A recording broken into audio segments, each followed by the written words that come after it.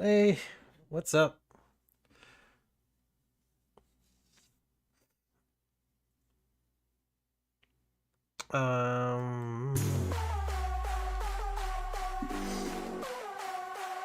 Hey, Daydream.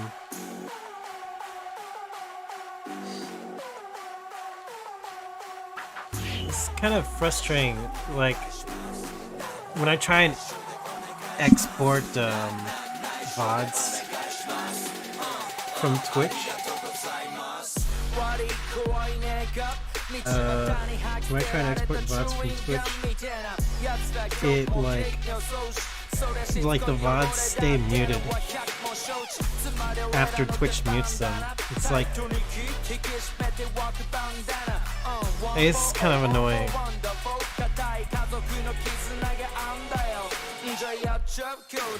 Hey Tano, Mirage.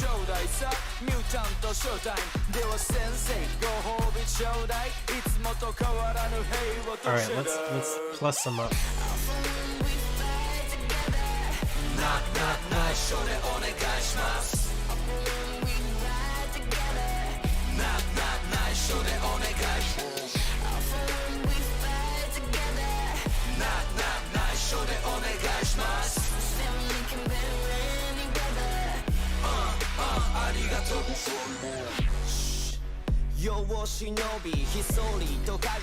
I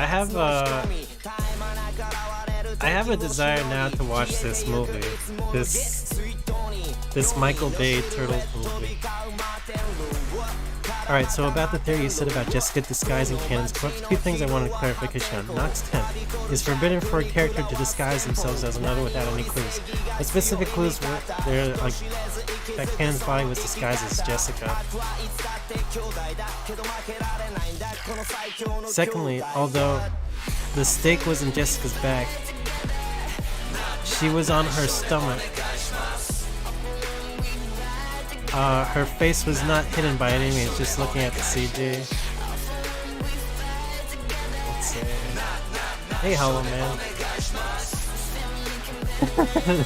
They were ugly turtles, but I think it's kind of like, you know, it's going back to like sort of like a like, I don't want to call Kevin Eastman's drawings ugly, but it's like a really like, I mean, he didn't draw the turtles that flattering when he drew them. I guess this is kind of like a weird mix. It's like a strange mix, I think, to make them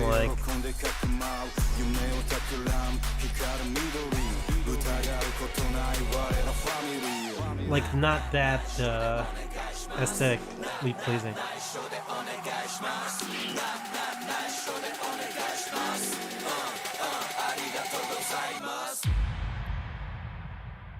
Right. Yeah, that could have been could have been Jessica. Could have been disguised as Jessica.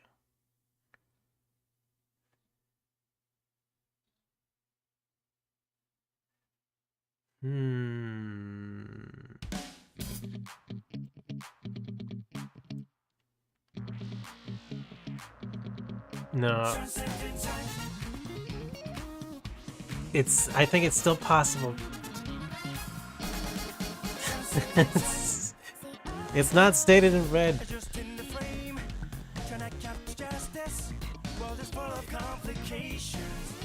Hey, Miranda. Yeah, we'll do,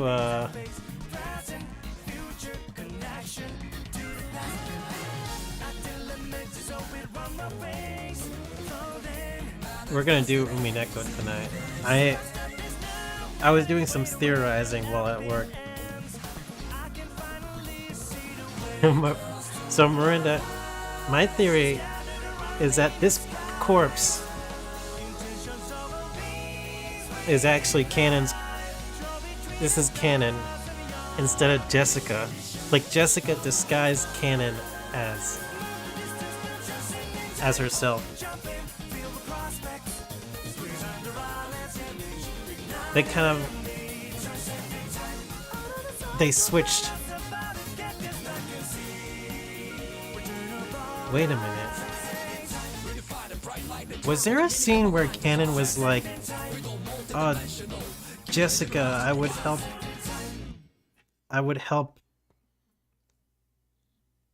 Maybe there was a scene somewhere where Canon was like, Jessica, I would even help, help you escape no matter what means. Maybe even,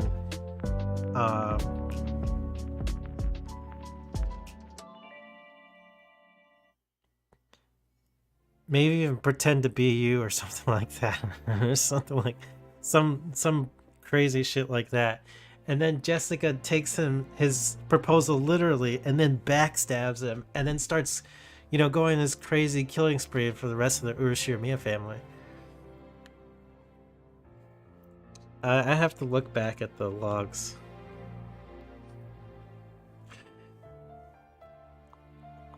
But there was a particular red that was really interesting. A red statement that was really interesting. It was, oh shit. I have to look it up again. I have to look it up.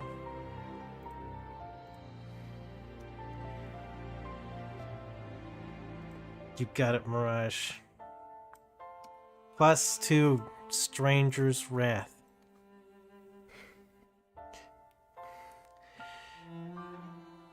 I heard you solved episode 2. Did it involve Kenzo's meat puppet? I'm like really close to solving it, I feel. Cause like, Beatrice was saying like Canon died in this room. And then like we're all looking like dumbfounded, like how did he die in this room? Like this is Jessica's corpse. And I think it's like in plain red right there. It's simply, it's like Jessica's corpse can mean two different things. It can mean that it's actual Jessica's dead body, or it's a corpse that Jessica created herself. You linked me to the Turtle comic? Thank you, Mirage. Only read the chapter called Tripite, or however you spell it. Not read the chapter called All Rats.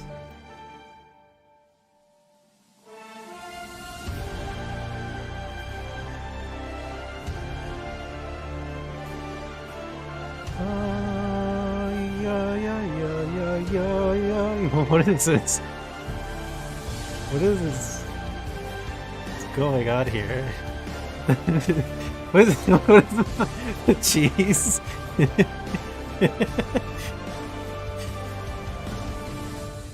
Wait.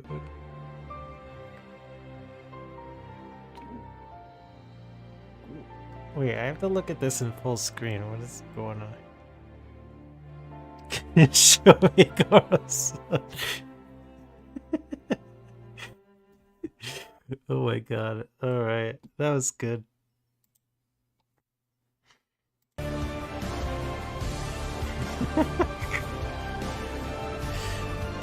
Do I want to hear the obvious red challenge to this? Um,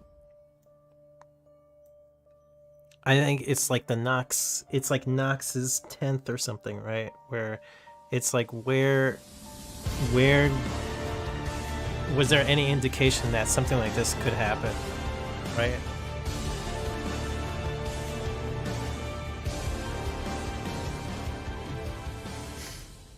Man, that was beautiful. Thank you. Batman's villains are not to be taken lightly. Even though he's only human, writers didn't pull any punches when writing his counterparts.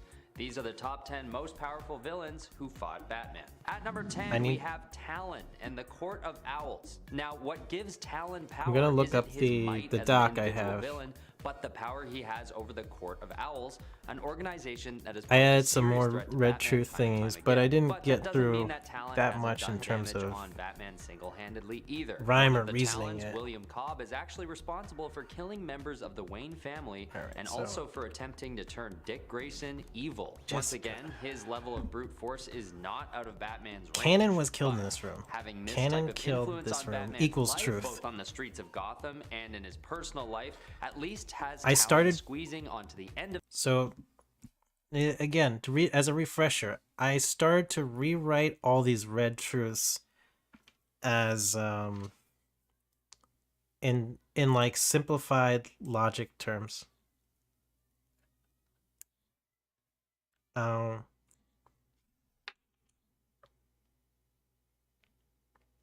So this means canon, and this upwards upside down V means and equals 1 means equals true. And then when it says equals 0, it means equals false.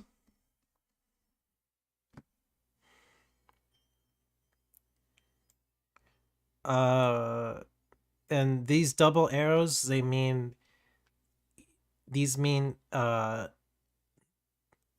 both of these two statements imply the other. And the regular V is or.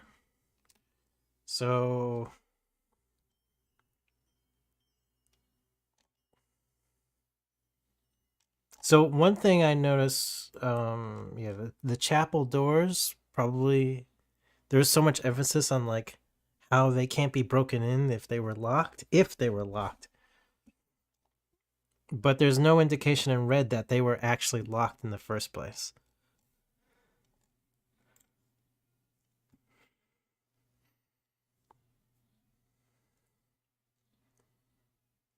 Yeah, this is all from I was like studying, I was like doing this random ass logic class, online free logic class, and they like showed me a whole bunch of notation and stuff, and I just started to like look through all these reds and like rewrite them in that like logic notation. of this list among the other powerful bad guys to come. All right, at Okay. number 9 we have So- Mr. Freeze. Often dismissed as a campy and relatively harmless villain, Mr. Freeze brings more to the table than Arnold Schwarzenegger's goofy portrayal in Batman and Robin. Mr. Freeze's Here's armor is actually Jessica's- extremely durable, with its newest iteration being strong enough to deflect bullets and protect. Oh, so sorry. When Jessica's corpse. Now this, yeah. See, when Jessica's corpse was discovered, only Badler, George, Maria, Rosa, Genji, Goda, Shannon, Kumasawa, and Nanjo were in there.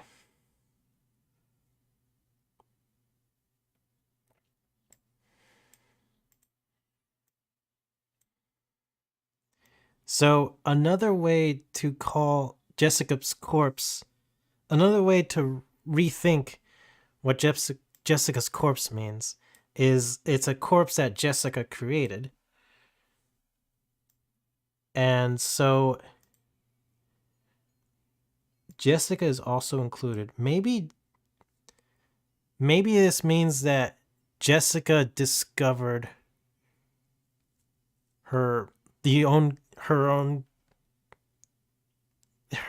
victim when she killed them. So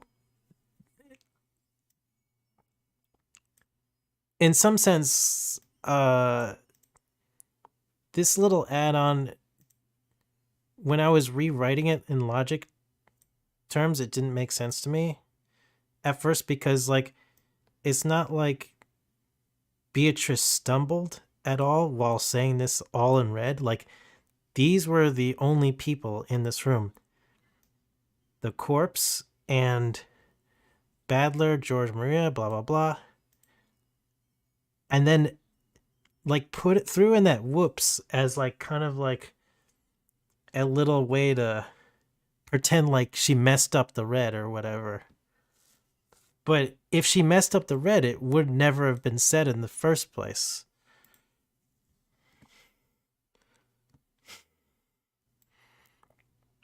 Okay, so explosions, and on top of those that, are of like course, he's some got key his things I've freeze been gun. This looking unique through weapon shoots and a learning blast about. of ice-cold energy that freezes figuring everything in out. its path, often leaving its targets encased in a tomb of ice. He's also a scientific genius, having designed and built every piece of equipment he wears and every weapon he uses.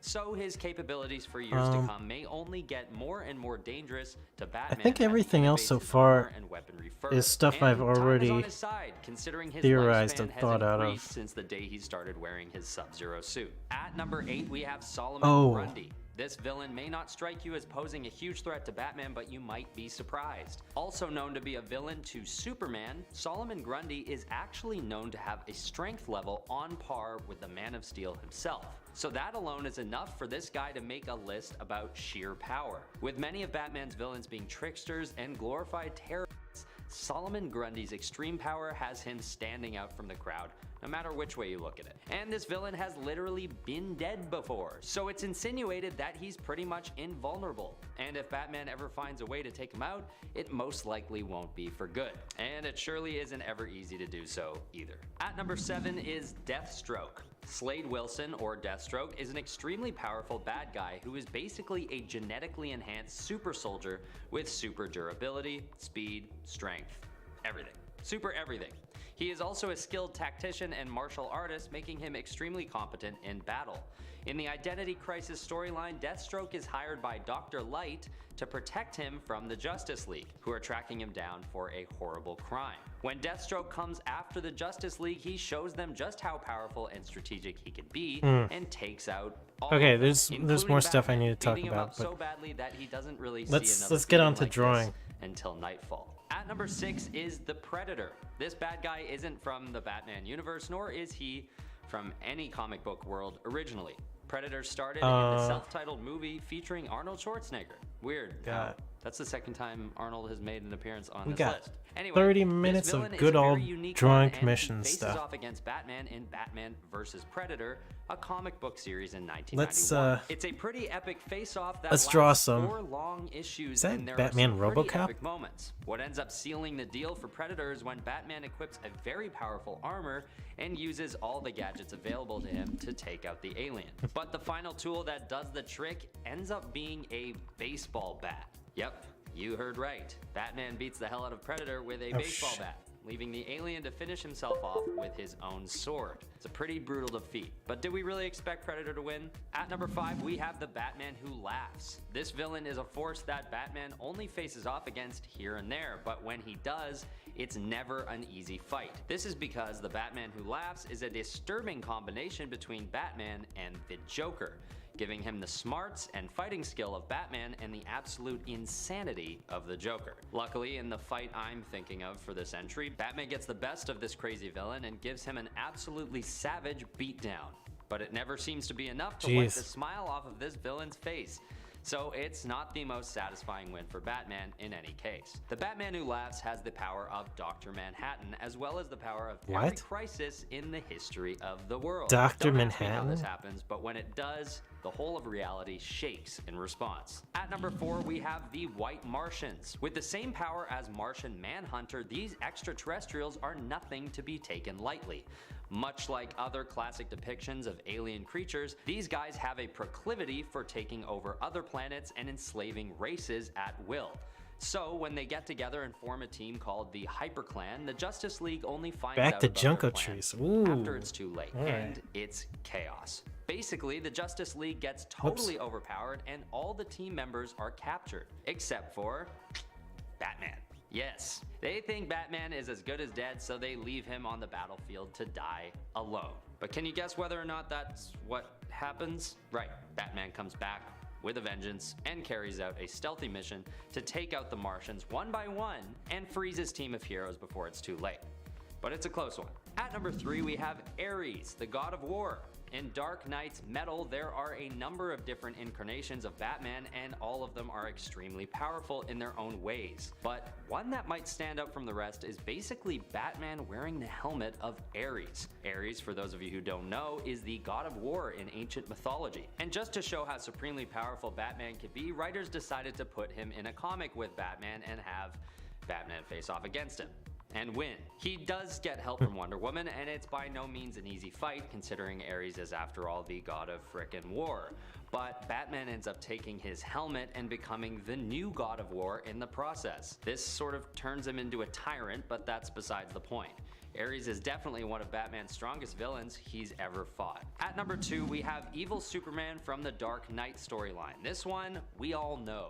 The famed face-off between an evil incarnation of Superman and a well-armored Batman. This event, which eventually inspired the Zack Snyder film Batman vs. Superman, chronicles the epic war between the infinitely powerful Kryptonian alien Superman and the mortal Bruce Wayne. What makes this event so impactful and popular is that on paper, there's a huge discrepancy in power between these two. Anyone betting on the outcome of the fight would probably put their money on Superman. But what ends up taking place is entirely unexpected, with Batman taking the win over Superman at the end of the day. But it's fair to say this isn't easy by any means. I do not like this It's top Superman. tenor. He's only at number 2 because number 1 is nearly impossible to contend with. So last but certainly not least is Darkseid. I'm not a big at fan number of him, 1. but During the Final Crisis event, Darkseid and maybe his I'm not army being too invade fair. Earth and take out a bunch of Earth's heroes. At first, this includes Batman, who's imprisoned quite easily by Darkseid and kept in his custody. And this is yet another huge mistake to leave Batman alive, because when Darkseid uses his anti-life equation on all of Earth, Batman is unaffected. Do in not use your Darkseid's anti-life custody. equations. And he eventually finds a way to escape and hunts down Darkseid. Batman gets Darkseid good with a special god-killing bullet, seriously injuring him and nearly killing him. But Darkseid comes back at him by sending him back in time. But once again, even though it really looks like it, Batman isn't actually killed. It's pretty impressive that a mortal superhero is able to do so much damage on a literal ancient god who is otherwise used to taking everything in his way. This is... But will someone finally learn that banishing Batman isn't gonna do the trick? Somebody's gotta take him out. Not that I want that, but it would be for their own good. This list is an example. Okay, this is part of my issue with Batman. I mean, a lot of this list is part of my issue with Batman. Like those like dealing with what's his name? DC Thanos. Fuck, I forget it. I forget his name again. Darkseid. Like shooting Darkseid with a god-killing bullet or some crap like that. It's like trying to elevate Daredevil, who's supposed to be like street hero level, to like unreasonable like Superman tier level. Just because it's a popular character. Like it doesn't, it just bothers me to see writers like do that. Darkseid, yes. Let me know if you find some kind of clue so your theory doesn't violate Nox's 10. I will try and find some clue. But I feel like so far my theory is like it's doing okay. I just need a little bit more hint.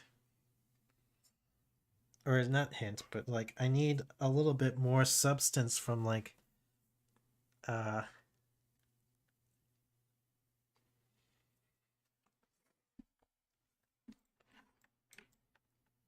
from like earlier on in the episode.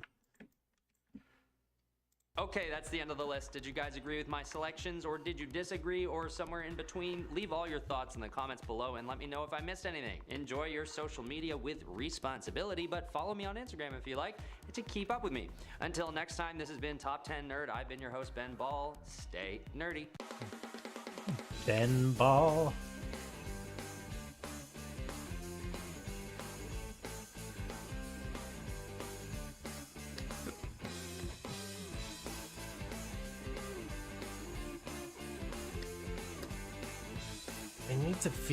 I need to feel the steam.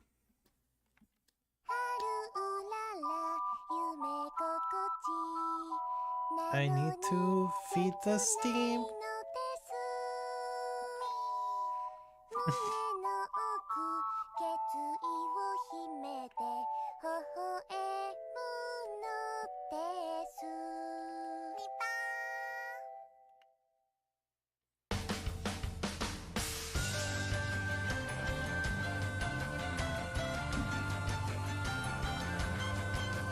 More oof in this brain power.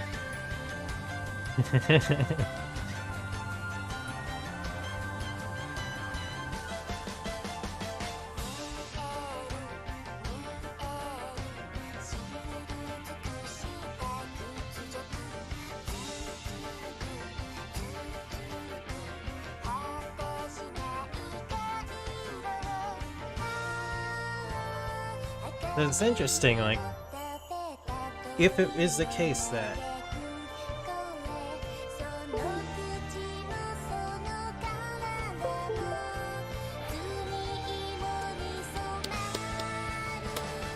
whoops.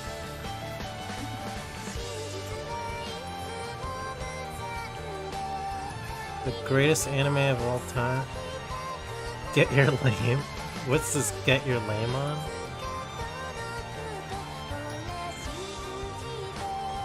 To this day, I have no idea what time signature this is.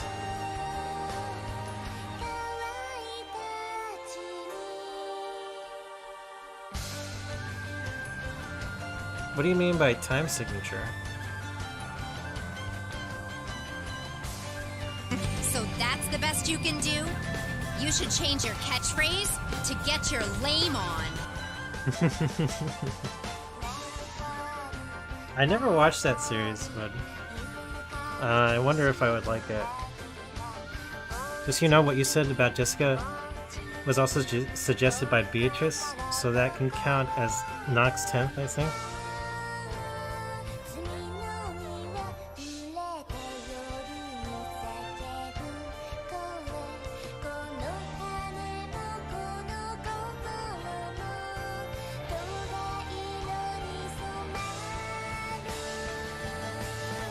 Can that count as Nox's 10th? But it's said by like a supernatural being. I think there's some like IRL clues that can help prove this.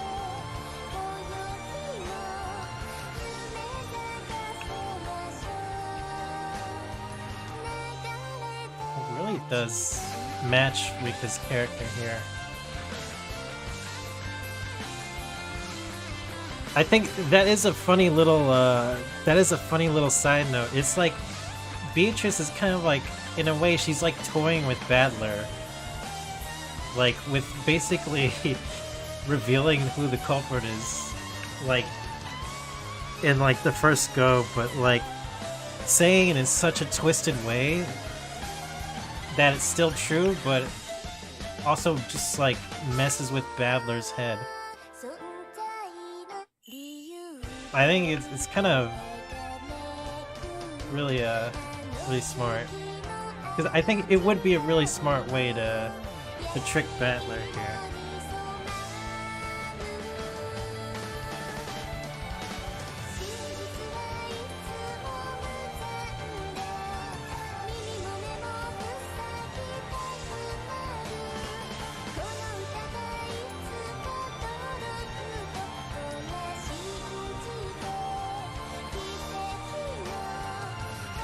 Yeah. So, yeah, I was thinking, like, whoever did...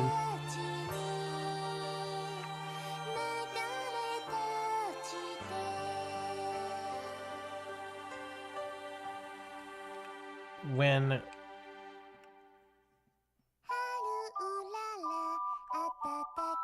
I wonder if there was someone that said, like, please don't disturb the body, don't touch the body or whatever. I'd have to look back at that scene.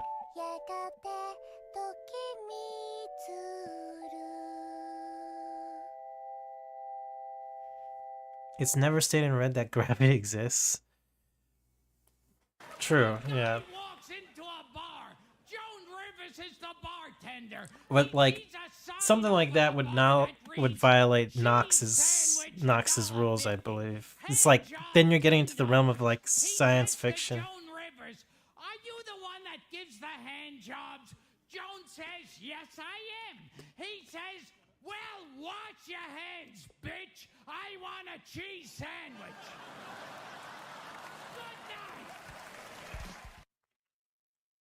night. Man,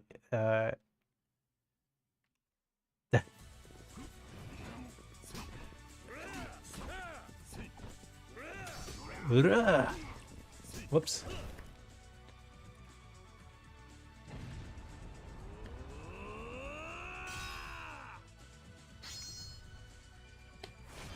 Whoa.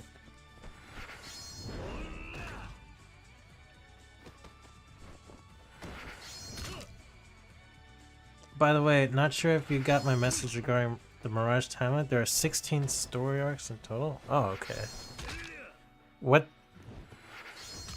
I don't even think we're on a story arc yet, right? Oh, look, there's an actual video. Feel the heat. I need to feel it.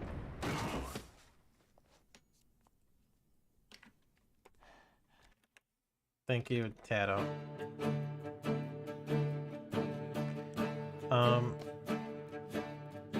So after I work on this a little bit, we're gonna switch over to reading some of that Mirage comic. Okay.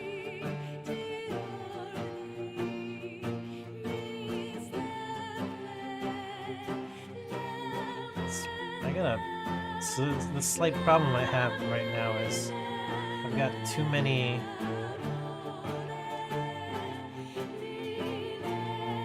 layers for glow effect. This song is time signature threw me off for years.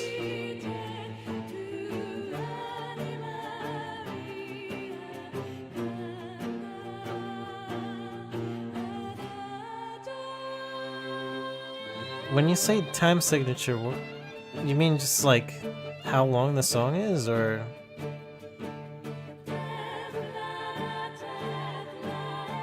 I don't hear many people say time signature.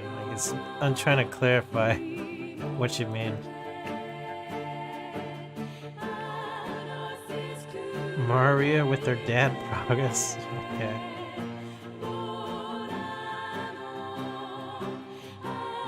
Got it. Plus another +1.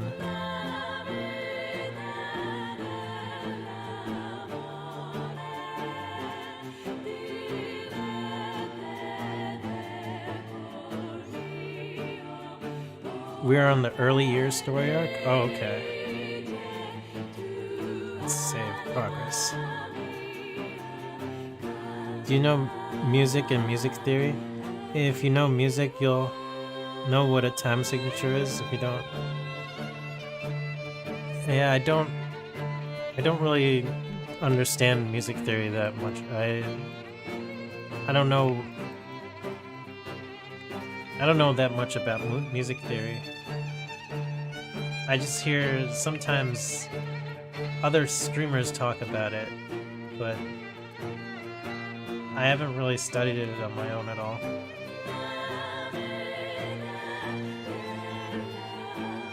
I just gotta. I'm just try. I try to focus on something I like this. Like I try to get good at this.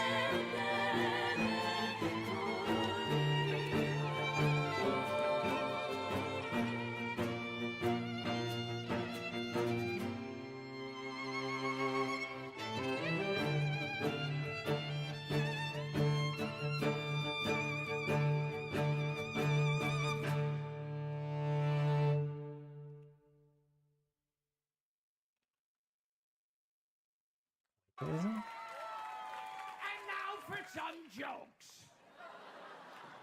A drunken farmer stumbles upstairs into his bedroom, waking his wife, Roseanne. She sits up and sees her husband holding a sheep under his arm. The farmer yells, "This is the pig I've been fucking." Roseanne says, "You idiot! That's not a pig, it's a sheep." The farmer yells, "Shut the fuck up! I was talking to the sheep!" Thank.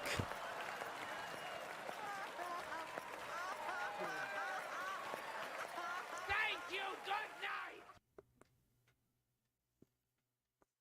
Oh man, his jokes really don't hit as hard as well in 2022.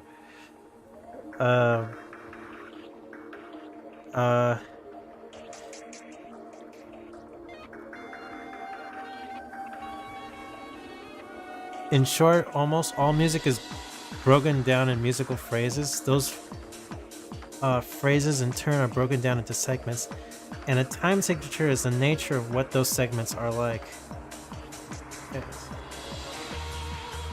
Used to play those recorded flute things in middle school. I mean, yeah, I did that too for like maybe like half of a grade. Almost all of Goro's skill points went to art, with a decent number going to logical deductions.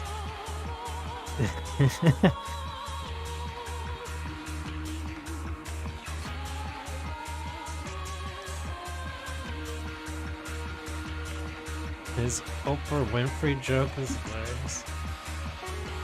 And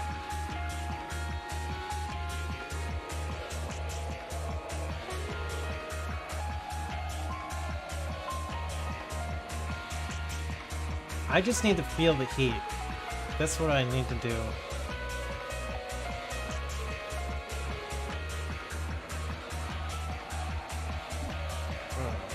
Looking up. How do I feel the heat?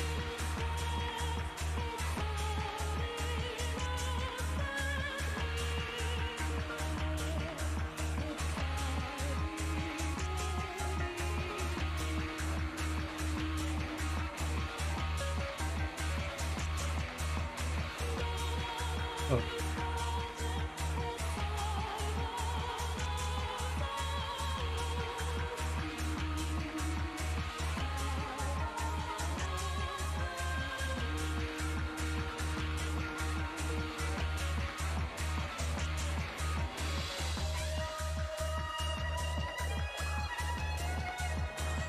This is normal air, okay.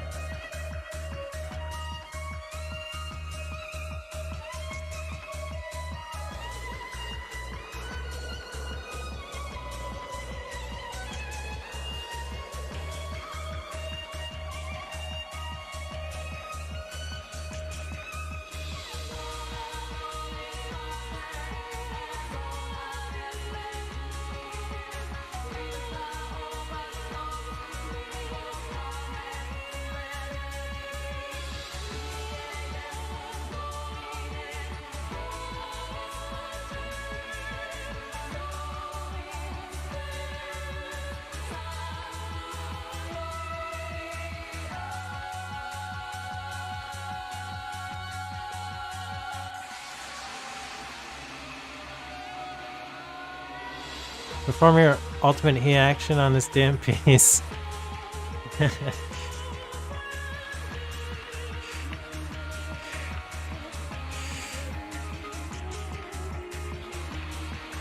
Oh, speaking of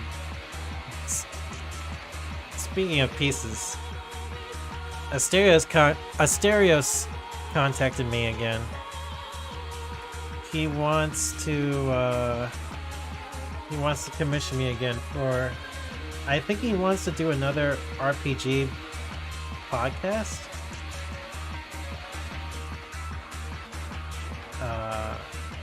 So we'll have some stuff. He has some stuff like that for me.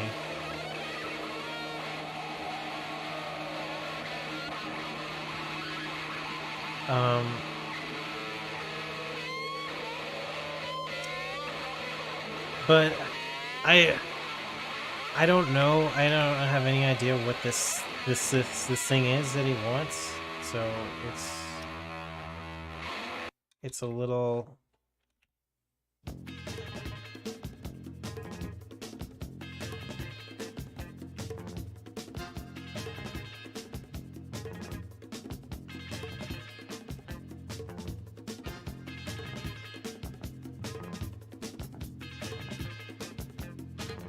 So I just don't know what to expect, I guess.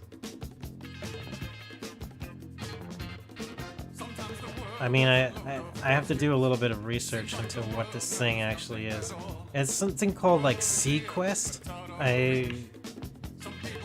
And it was like the first time I've ever heard of it. Apparently there's a show in the 90s about like basically Star Trek with submarines. It's really cheesy sounding.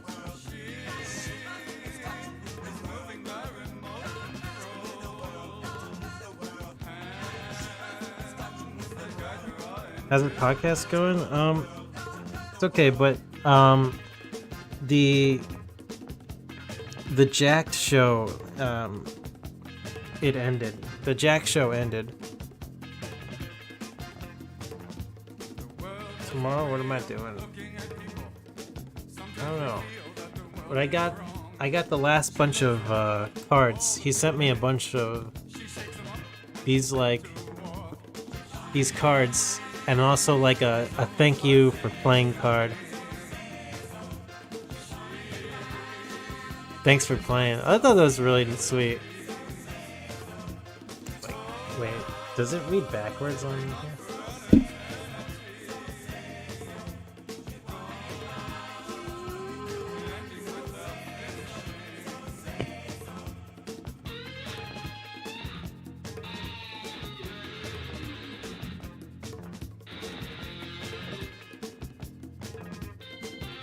Thanks for playing.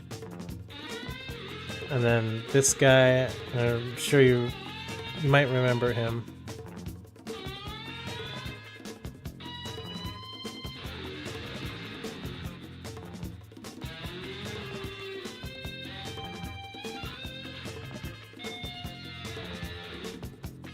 Usagi Chronicles tomorrow night?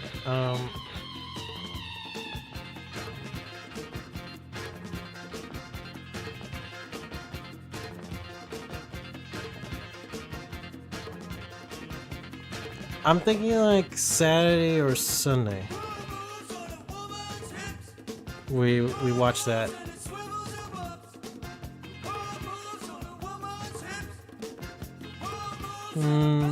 I mean, maybe a couple. You know what? Let's do a couple of episodes of the Usagi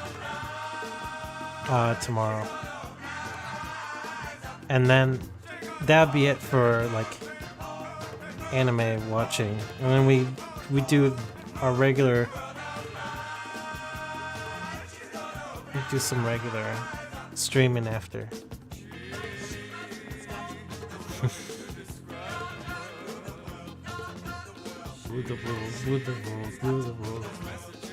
So I guess Morinda is like a musical person.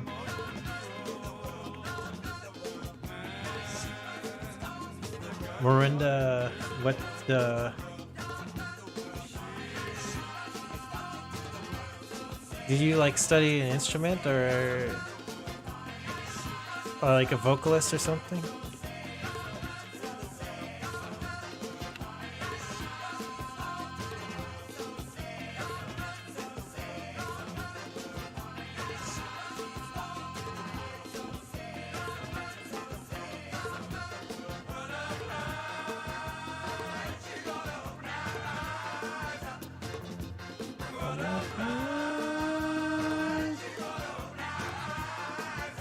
Rule the world, rule the world, rule the world, rule the world.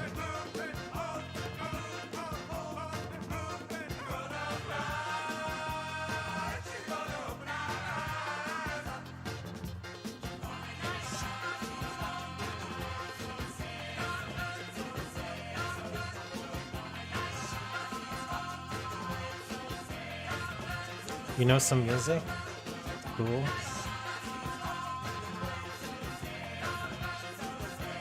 Rule the world.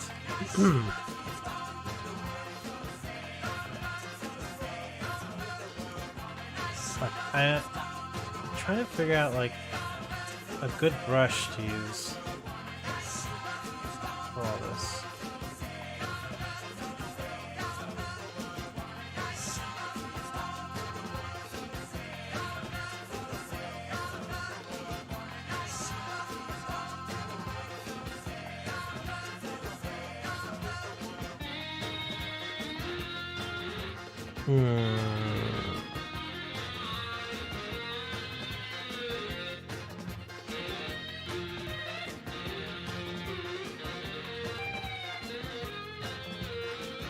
Rule the world.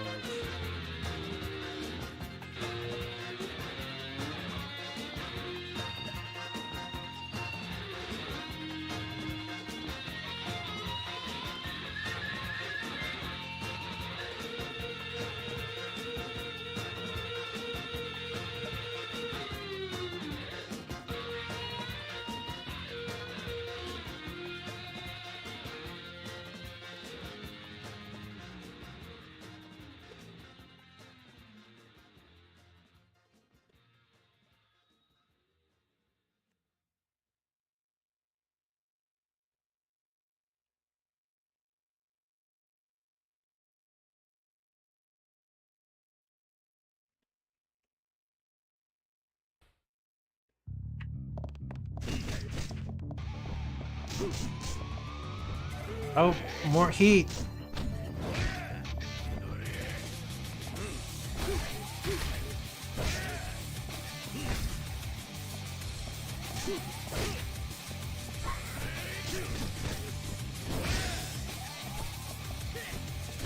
Okay. I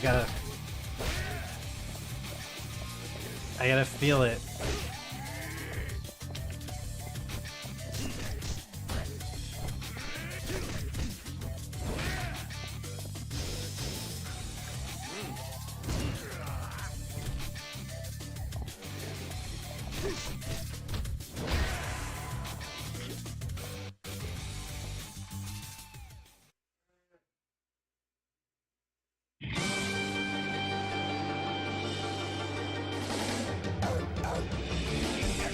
Give it to you. Fuck, wait for you to get it on your own. X go deliver to you. Knock, knock, open up the door to spill. Hit the non-stop, pop out and stand still. Go hard, getting busy with it. But I got such a good heart that I make the motherfucker wonder if you care. Damn right, and I do it again. Yeah, I am like so. Got to win. Break bread with the enemy. No matter how many cats I break bread with, I break who you sending me. You motherfuckers never wanna know what your life saved. And that's on a light day. I'm getting down, down. Your nigga said freeze. Won't be the one ending up on his knees, bless please. Cause the only thing you got still was get out the play. Stay out my way.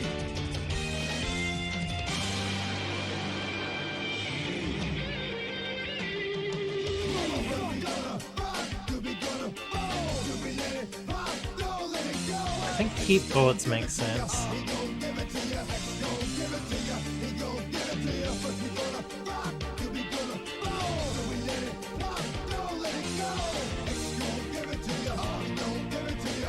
right?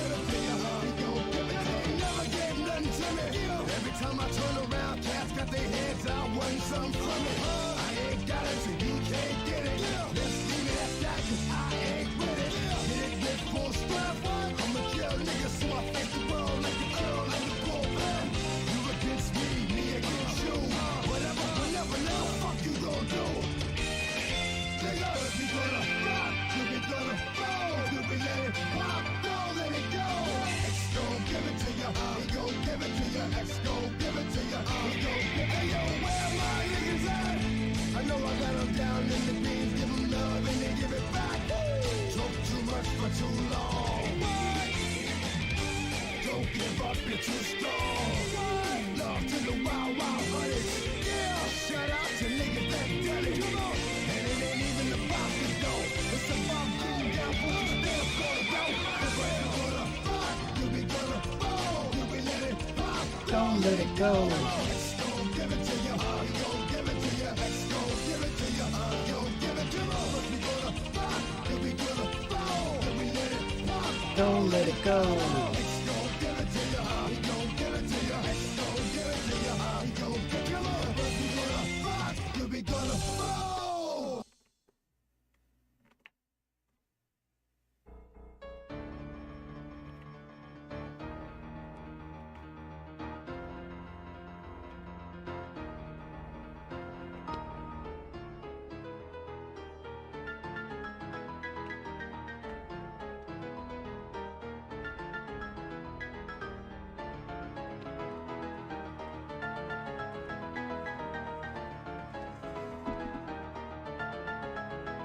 Very loyal viewers? What?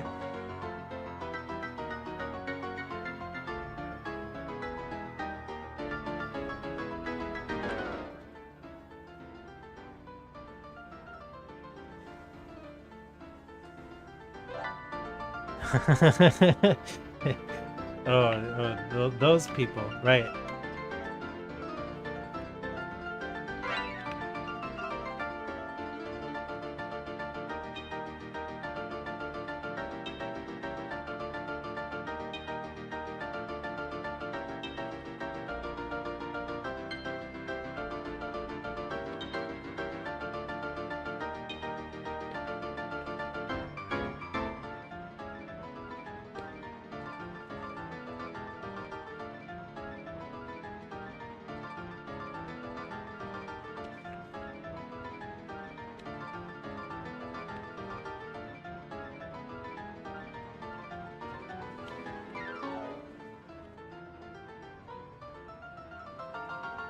Oh, Dappled Lake works pretty well. This can simulate Steam, I think, pretty well.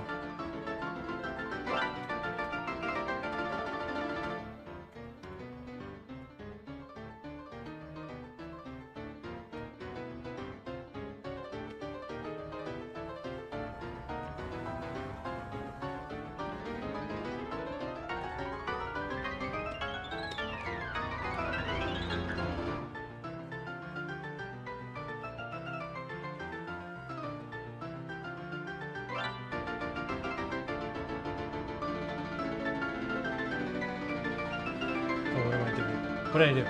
Oh, saving. It does auto saving.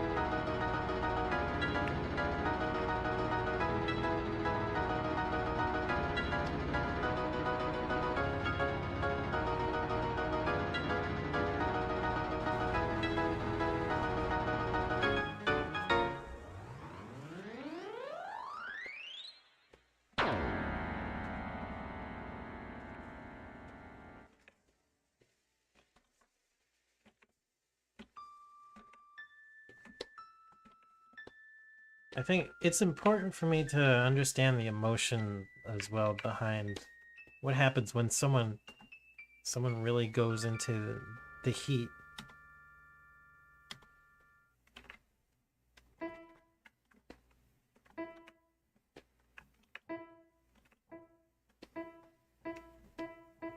get like as much visual and audio as I can possibly fit into that.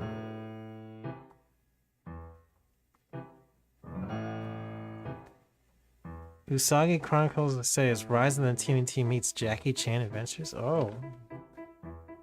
Those both sound like really good positives.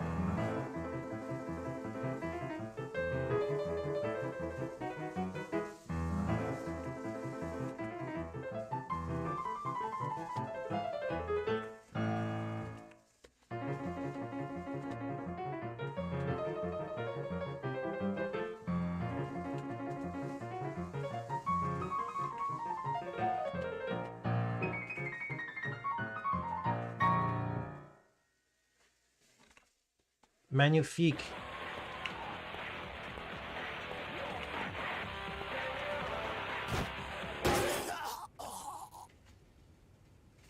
Nanda teme wa? はるかどこだおっさん、わけわかんねえこと言ってんじゃねえぞ、ほら。あんのかこらふざけんな親父。野郎、舐めやがって。おい、この親父、ぶっ殺しちまえ。 Oh, snap.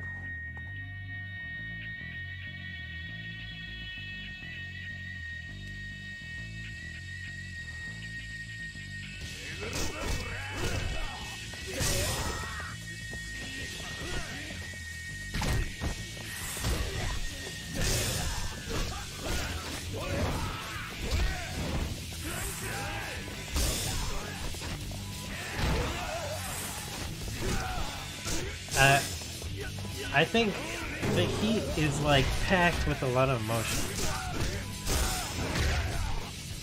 And like every strike, every bullet,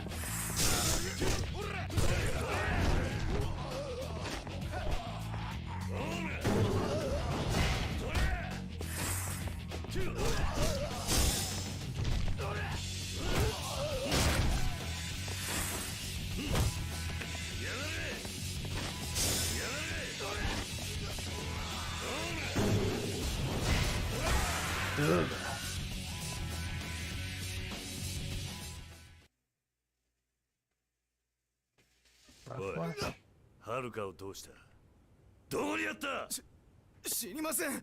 俺らはブラッディアイの連中に誘われただけで。ブラッディアイ赤いジャージの連中です。あいつらに聞いてください。どこにいる劇場前の広場にデボラっていうクラブが、そこが奴らのたまり場っす。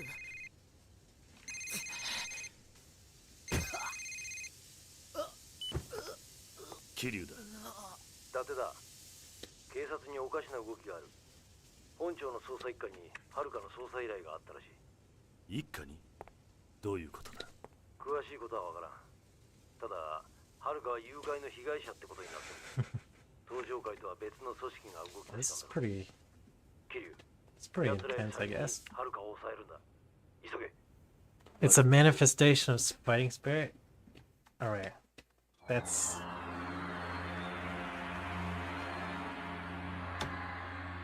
That's probably what I should be going for then.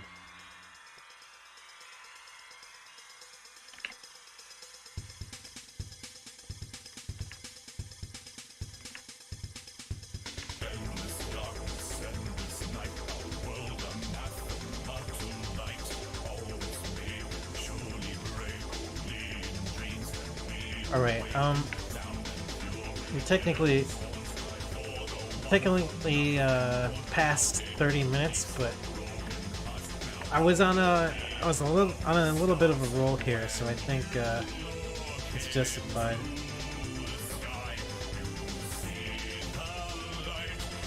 I think it'd be nice to maybe even blend the heats together a little bit. I think you mentioned something like this, Tato, where it's like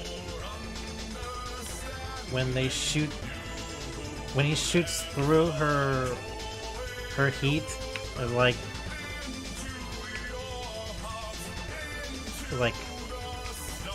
kind of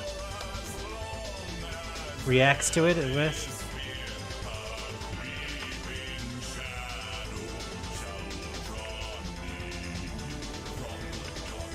I think I like the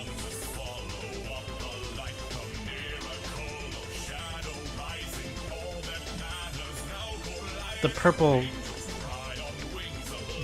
blending in with the red, or sorry, the blue blending into red to make purple.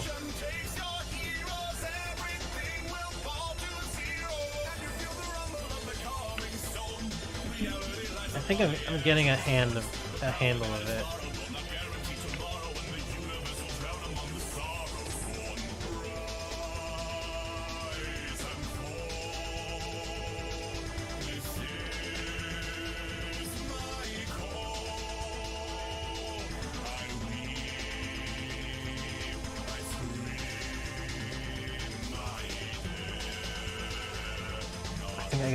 I gotta mess around with these.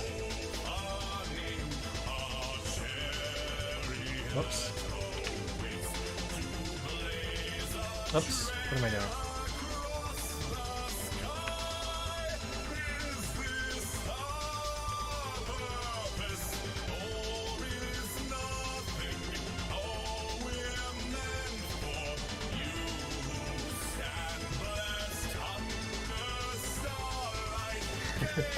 Okay. Let's save it right here.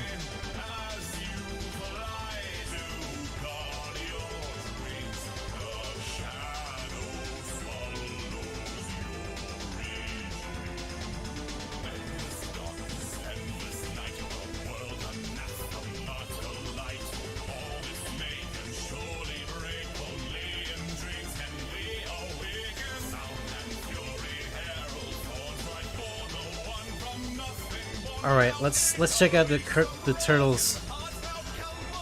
See what's going on with that.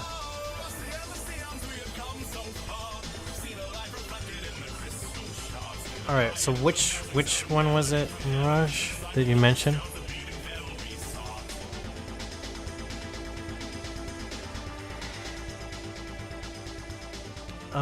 Mirage, I feel like I would, if I were to go back to watch the 2003 series, I'd probably start over from the beginning.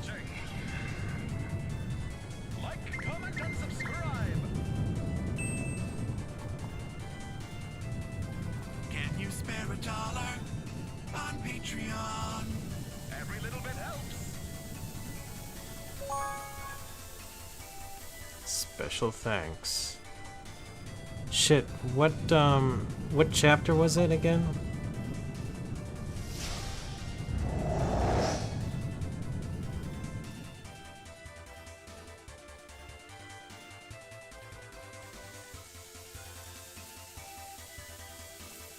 Trip type chapter, okay.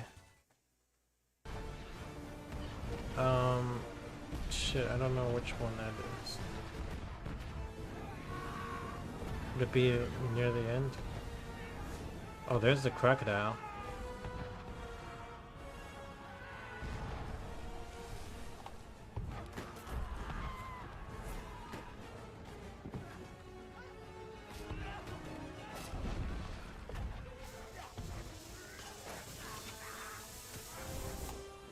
Is this it?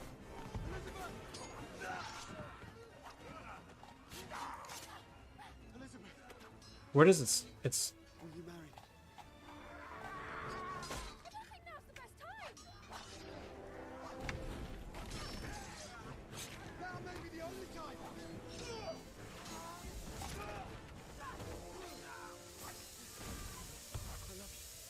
There it is. Ah. Okay, so I had to do some searching.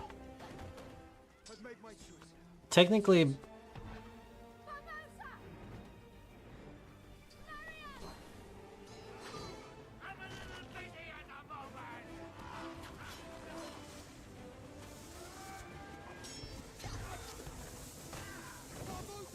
+1 to Umineko, alright.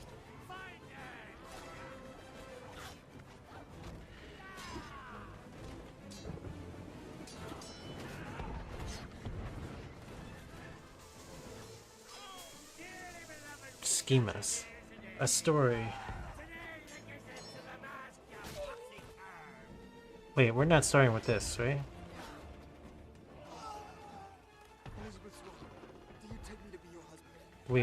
We are starting with this, okay.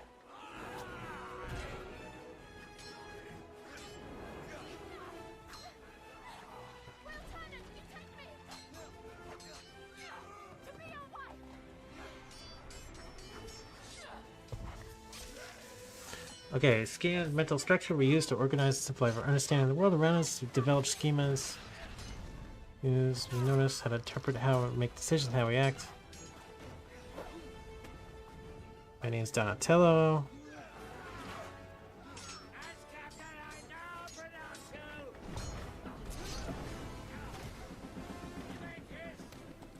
Is this the third movie or something?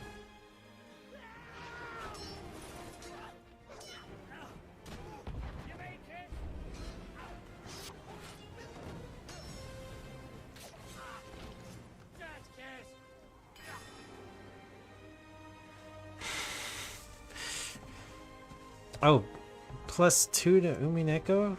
Alright. Let's add Umineko's up to +8 now.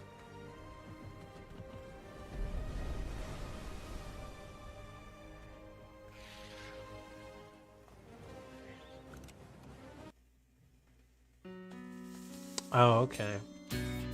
Everything tells a story, every image, every sound. And the memory is all we have.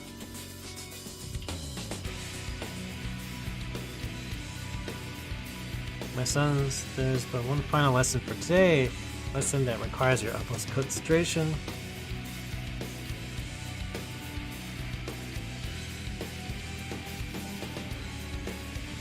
Oh, they're all wielding swords.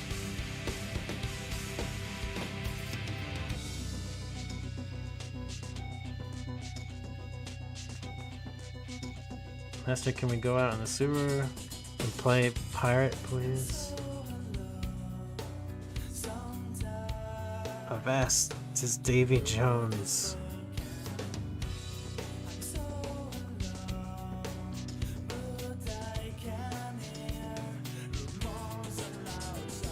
Message to Curl, very blood, it's Forbidden Zone.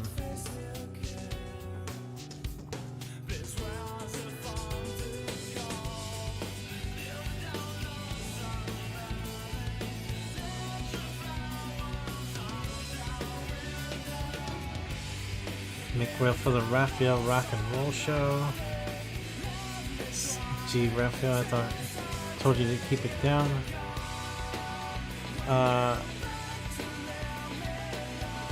Push it out range of the radio.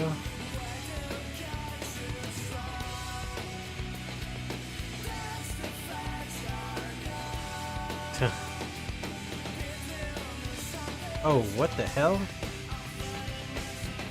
Random aliens?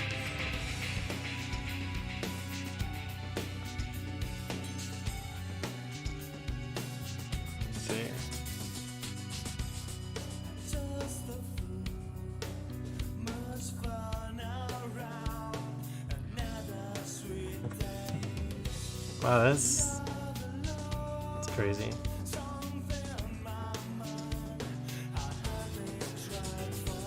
I understand and respect your needs, although I fail to see why this particular need cannot be met in the purified waters of our Utrum immersion pool.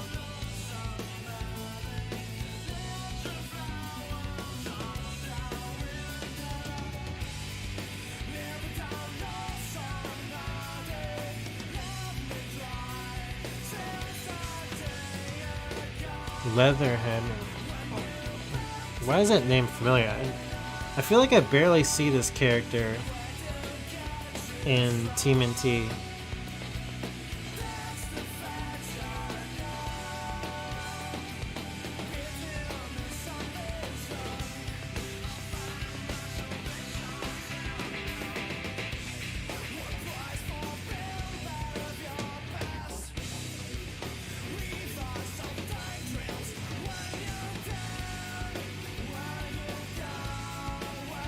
Swim. What's going on here?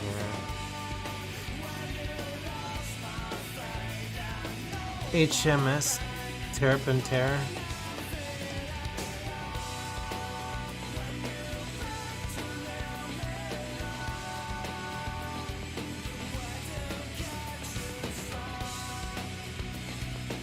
A crocodile.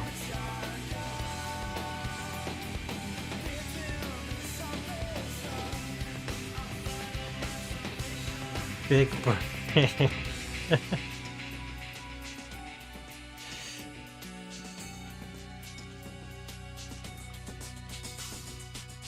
By the TCR company.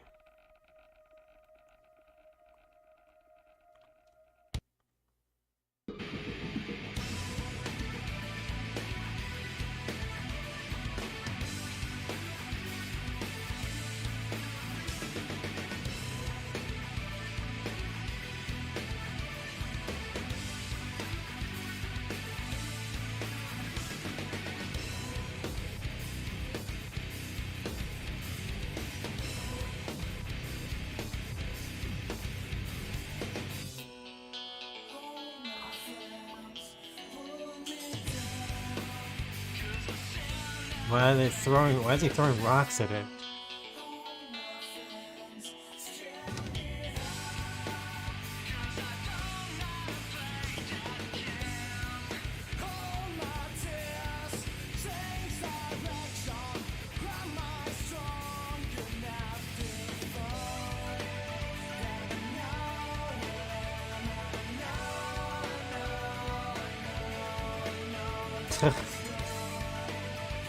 Who dares attack me? let's wait, how do we let's zoom in on this.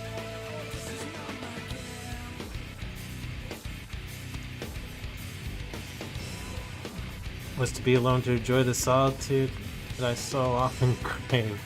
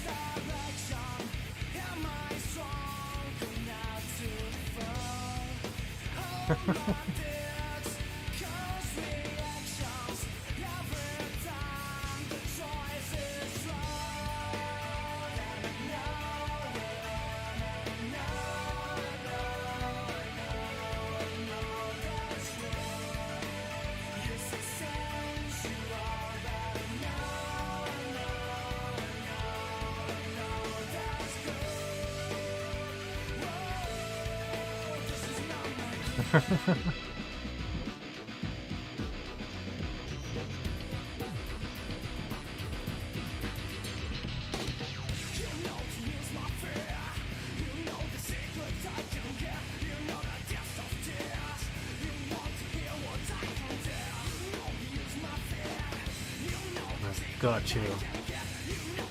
Oh shit. Just random aliens encounter this mutagenic crocodile. Yeah, I remember the croc from the other issue. What was that noise? Oh, it's my fucking tablet doing this weird shit. This is not my jam.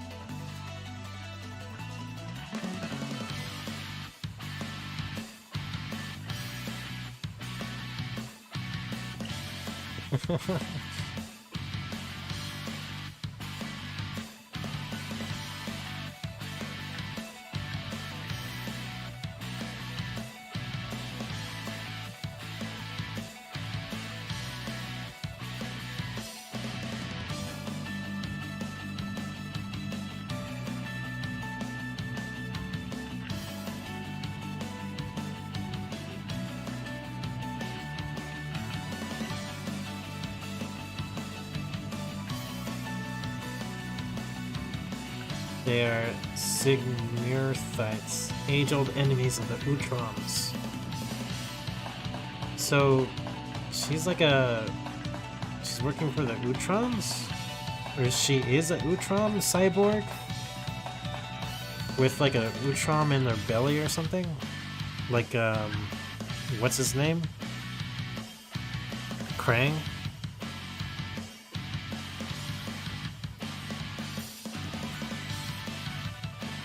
No doubt came to test the perimeter of our defenses, only to encounter our greatest defense and greatest ally, you.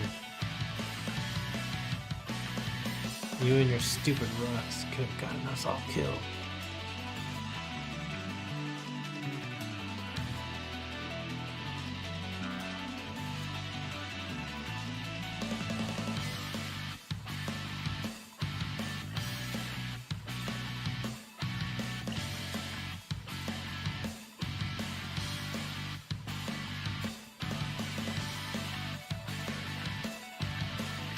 Forbidden, turn back, my sons.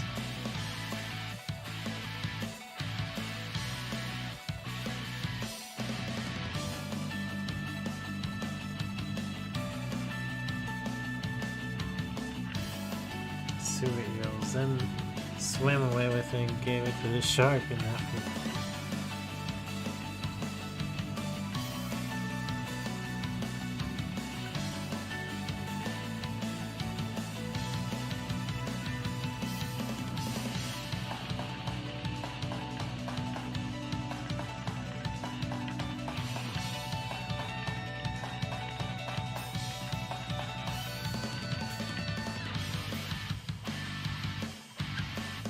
I don't really like Kid Raphael here. It seems like a asshole. Bad Lover's Rat. Alright. +1 for Umineko.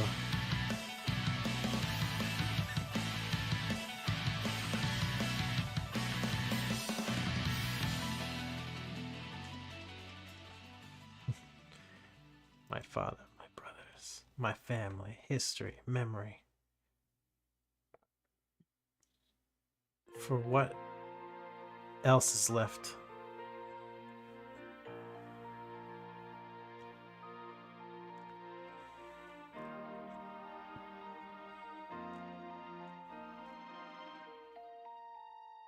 That's a nice, fun read. I like seeing the turtles like interact with these. I see a little bit more world building going on with this turtle stuff. Like before they introduce like the turtles as the prominent main characters. It's like there's still other stuff, other crazy ass stuff going on in the universe.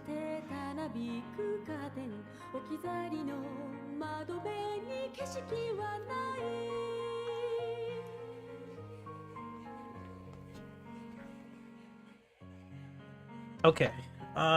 So let's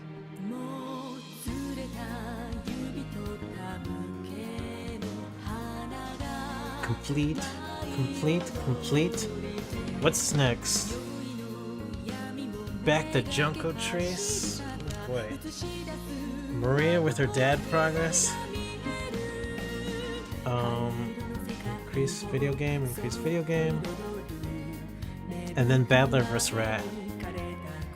Yeah, it was a nice issue.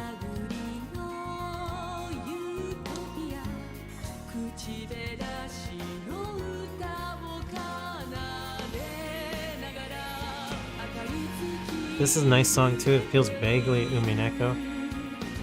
But it's from the same creators, right? I think? Or maybe no, it's like it's like I think some of the creators like contributed to this project as well, right?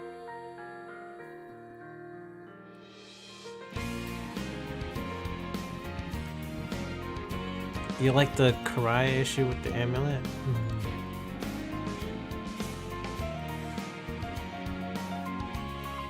Is it the same composer? Yeah, maybe that's what I mean.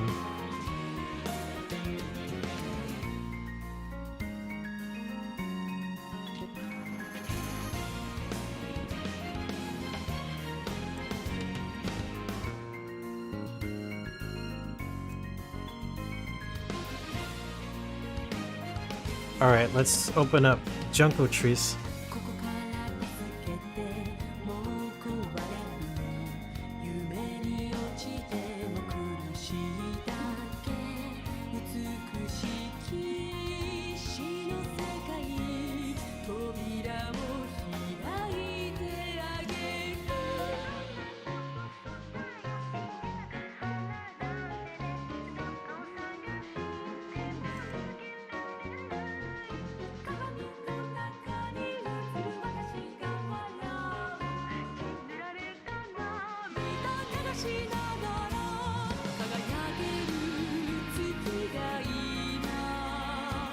Alright, let's throw in another solid 6 min in there. One thing I'm noticing. Okay, alright. That's right. This is right. This should be right.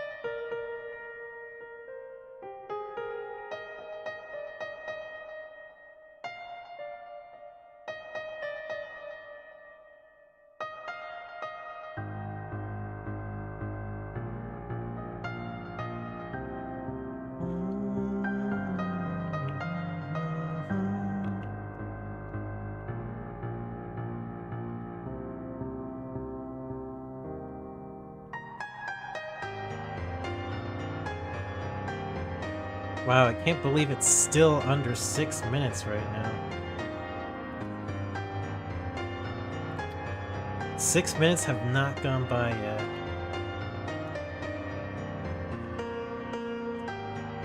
Alright, we need... I think I need to fix this hotkey situation. I've been having like this similar problem with other things.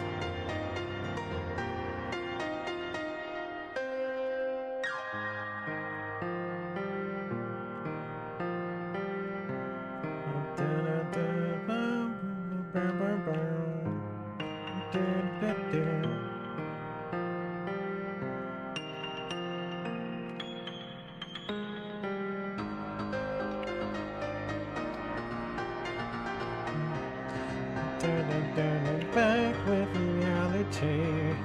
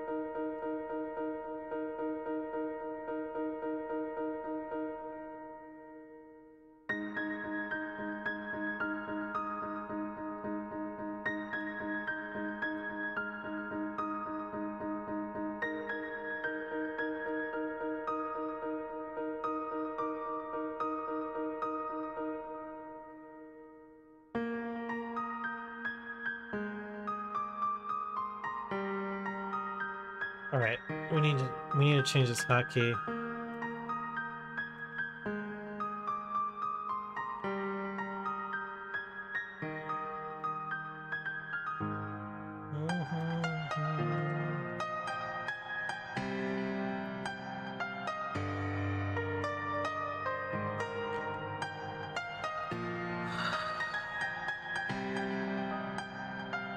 Modifier key settings.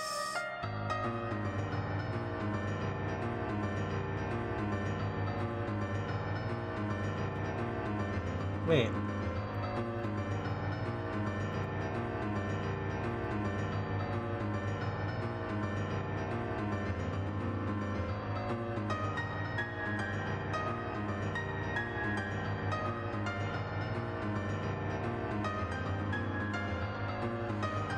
Is that gonna save this?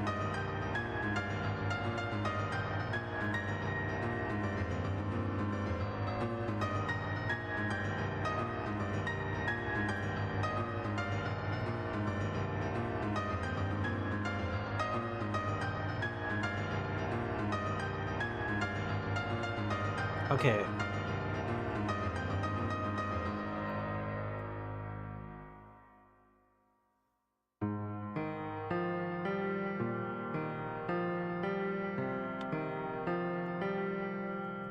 I don't think it saved the last time I messed around with this. Maybe I'm mistaken. Old man's art.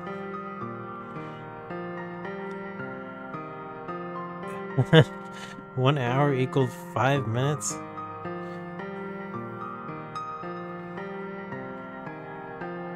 The next chapter you need to read next stream is in this issue.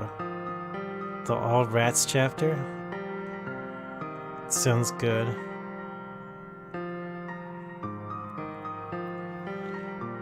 Time has lost its effect here.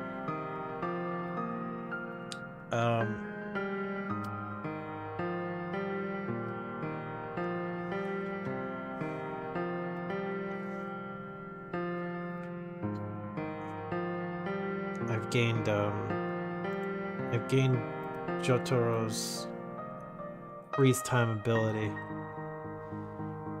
Or what's his name's erase time ability. I forget that guy's name.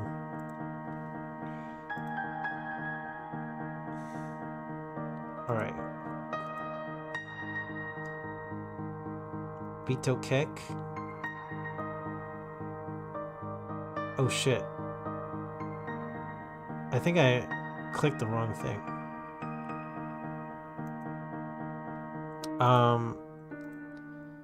What was the picture of... What was the Maria picture again? Maria with her father? With AKA Jesus?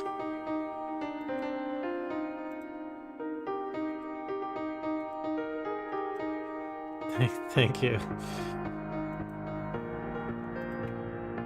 Alright.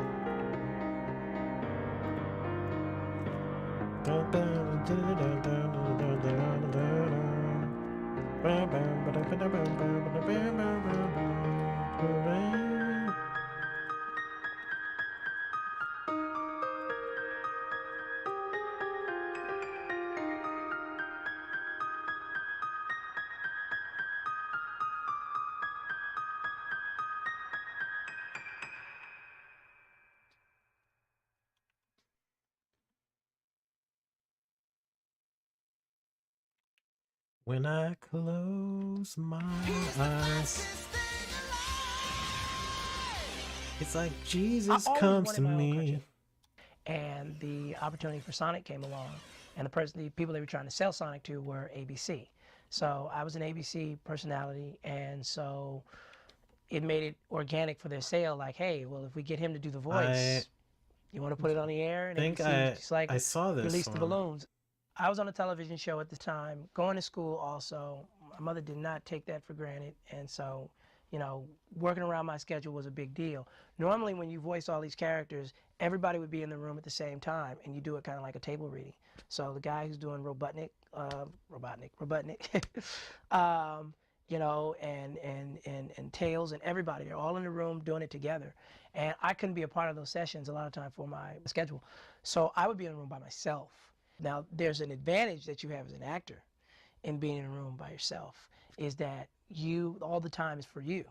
And so, you know, you're not getting just 1 and 2 shots. Maybe I didn't things. see You're this getting one. 3 and 4 and 5 shots at things. So I literally could aim for perfection. Good job, Sonic. I know. I'm so modest. People don't get this sometimes about acting, but my job is to deliver what you want, what your vision is.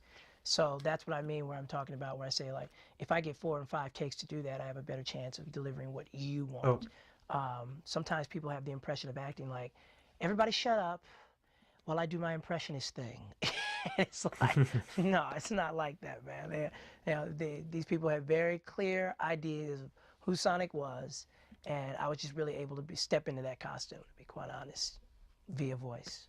Jenny McSwain pretty much directed the network versions. They definitely, you know, made an effort in my voicing as well as with the artwork, and they would let me see that type of stuff. It's like, we want this to be more gritty. I had plenty of input on the character. I had no input on the stories. I deliberately wanted to make him, you know, because I'm black, if you haven't noticed. I really wanted to make him just like, you know, of no race.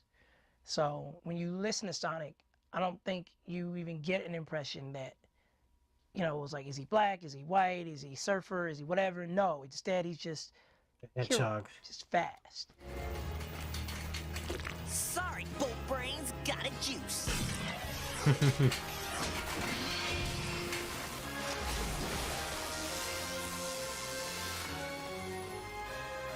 Oh, forgot to tell you. Watch that first step. It's fun, but it's work. You know, believe me, it was fun, but it was work. And there were days when I could see Marcia going, oh, he doesn't want to be here today. That's what, and then there were days where, you know, you're really into it. You're really into it. I mean, for the most part, voice acting is acting without, is acting only not on camera. So the same energy and, you know, I'm giving that all to the mic. Come on, creepos! I'm not even working up a sweat here. Now you're cooking, yeah! I do like his Sonic voice. Very iconic. That's hot. Ew. You rat heads in the mood for a little hedgehog kebab? Love the contrast between this one and the pure evil of the. I definitely missed my voice sessions with Marsha and the gang. You know, it's the same group of people in a room to see Oh every my week. god, I didn't think You know, about they're watching me that grow up. duality there. So I definitely missed that. Hang tight, Dale. We're using Warp 7. The most rewarding thing about children's animation is that it doesn't die. You know, there are generations that are still unborn that will watch episodes of Sonic the Hedgehog, and it will make it has a shelf life that's almost forever. You know, that is incredibly rewarding. I think that's the real reason why I do what I do. I tell everybody I do what I do for legacy. I've done what I've done for legacy, and I will continue to do what I do for legacy. That's incredibly rewarding. I mean, they're still showing, Charlie Brown Halloween specials on TV now, and you got to figure these people did these voices like before I was even born. So, what's your name? My name? It's, Juice. I love it when people come up to me and acknowledge that they know I did the voice of Sonic the Hedgehog, because I know that's a true fan, because you got to Google me deep to know that I did Sonic. It's weird to be a part of those things and they're really capturing your youth at the same time. Every blue moon, you'll get some guy that's just kind of like, you did the voice of Sonic the Hedgehog, didn't you? And he'll do it on a down low too. Kind of like he doesn't want everybody else in the room to know what he knows. You did the voice, didn't you? Keep that between us.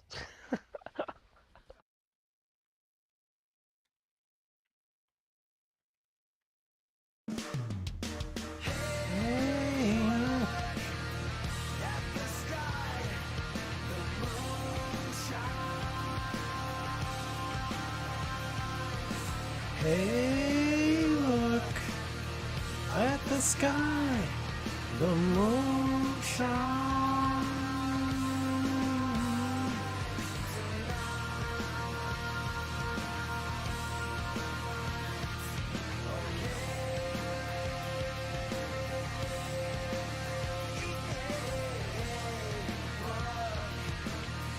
At the sky.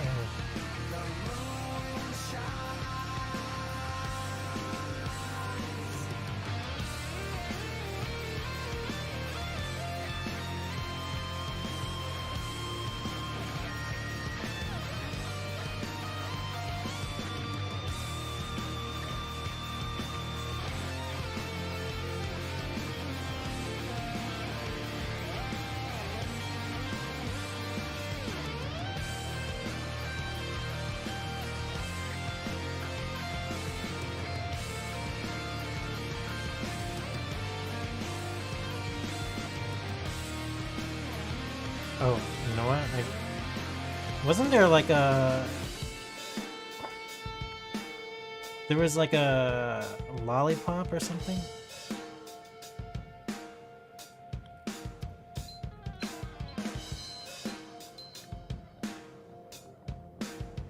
Like a Halloween lollipop?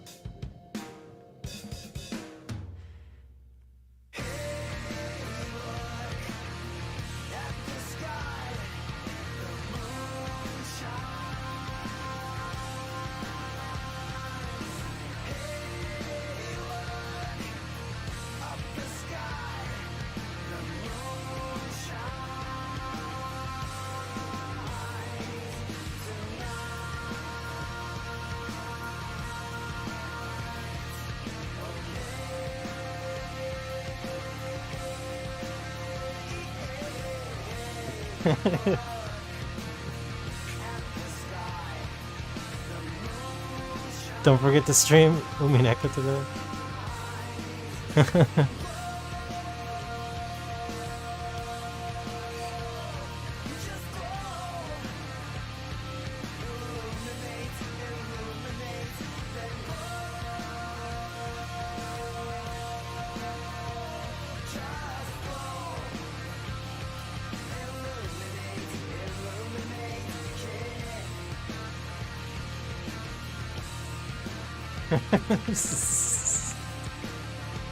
I don't know. I'm fucking around. I'm testing out memes.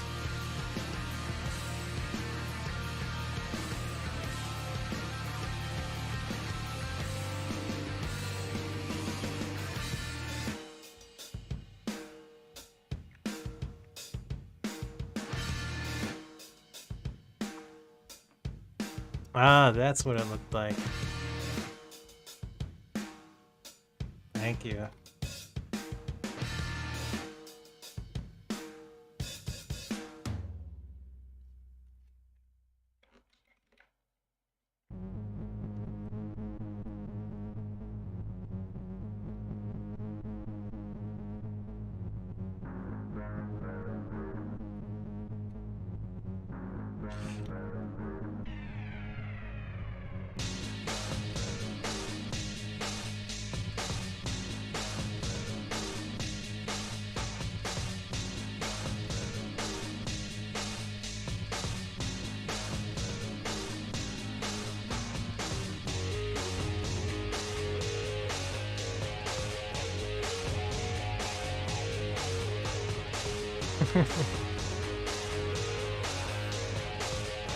Duh.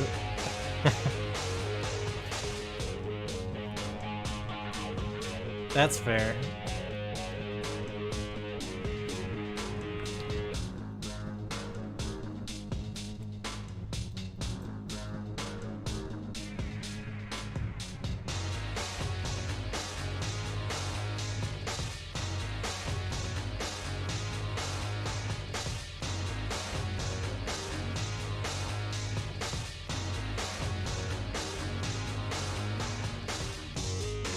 Man, I don't know if this meme works.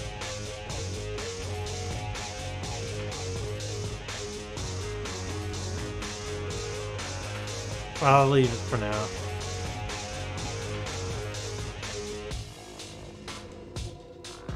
Alright, Jesus repairing the lollipop.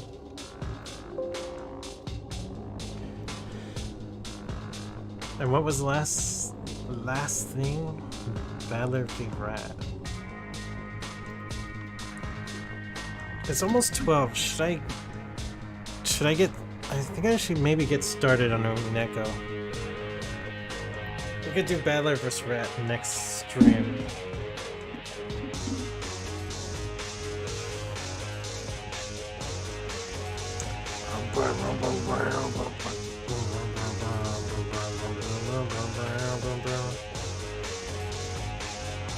Oh, some interesting things from looking at these retros here.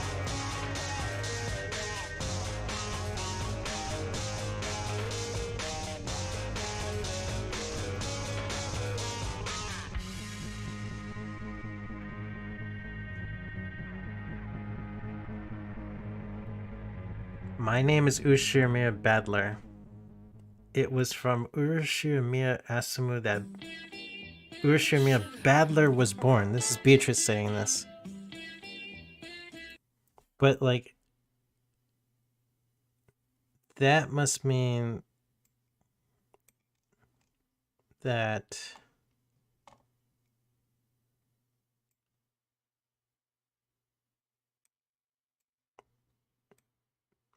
Badler, as we know him right now, replaced Asumu's child Battler? Perhaps this is what happened 6 years ago?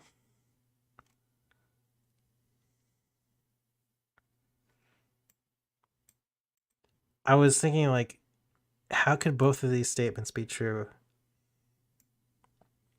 Urashimura Badler is not Urashimiya Asumu's son. But it's also said that Urashimura Badler is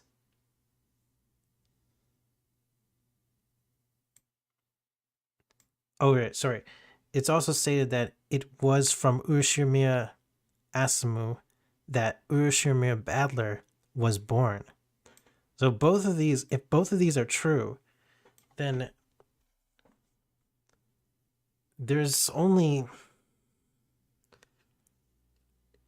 I think it's like, it's either this one on the bottom was like worded in a weird way, so it's like Badler's personality was born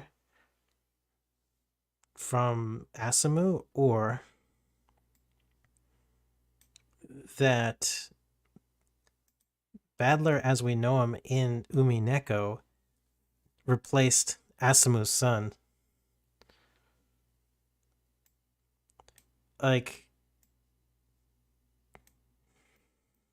so this really was messing with me. And like maybe something like that would tie into like what the thing happened 6 years ago, the sin from 6 years ago. So, and then another red truth. Wait. Is this supposed to be in red? This sun part?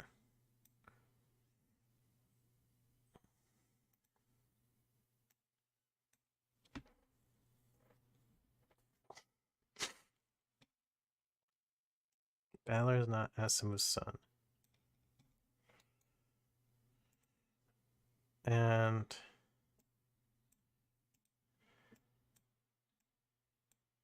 Kinzo's grandchild qualified to be your opponent.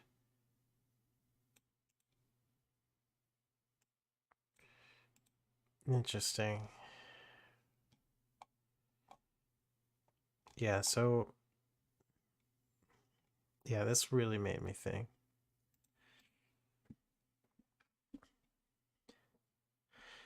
Please focus on everyone else. Art commissions first. I know I had some that I wanted you to do, but I'm going to hold off on them for the time being. The Star Wars team.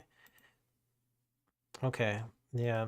And I might also be focusing on a new Asterios commission as well, because you know Asterios particularly is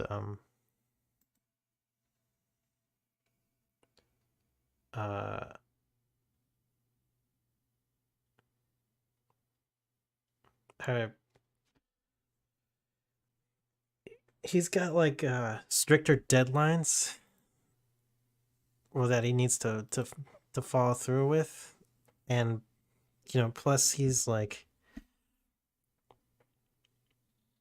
I feel like he's gonna lead to like some, you know, interesting like connections projects in the future. So I should probably focus on his stuff a little bit as well.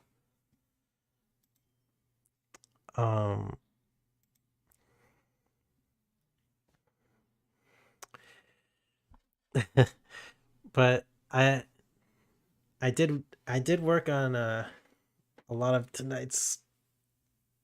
Molotov stuff as well. I didn't even begin to touch stereo stuff yet. I still have to work on salty stuff.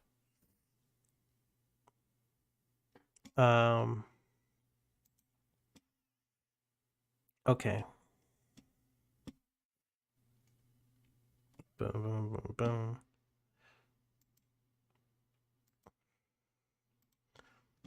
It's Happy Halloween. Happy Halloween, Maria.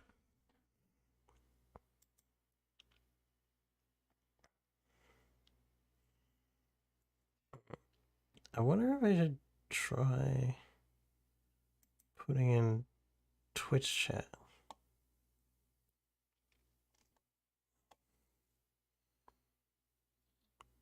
Can you even see the chat there? Is it like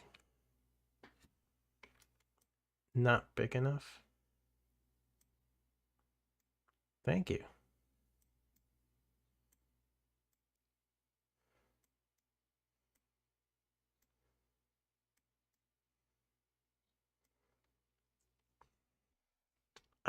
Who did do the wallpaper art?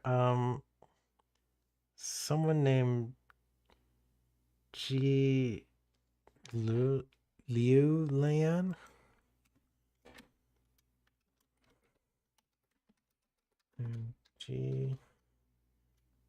Union.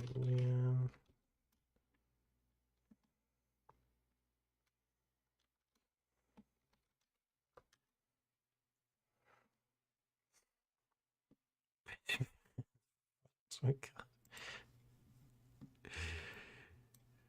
Okay.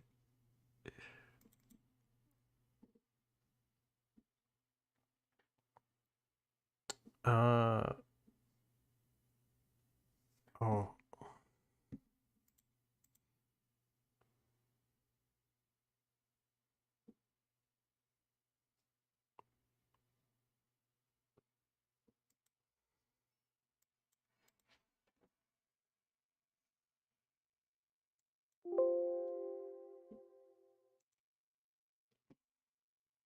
Okay.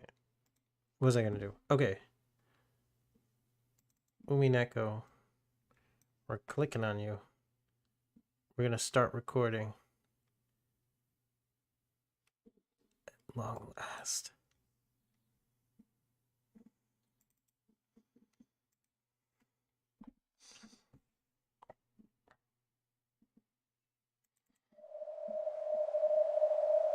Here we go.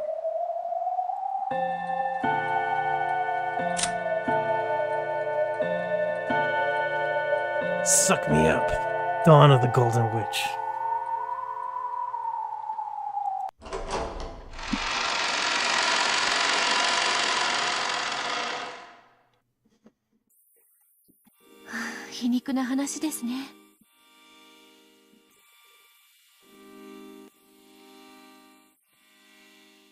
Oh shit. Did that not...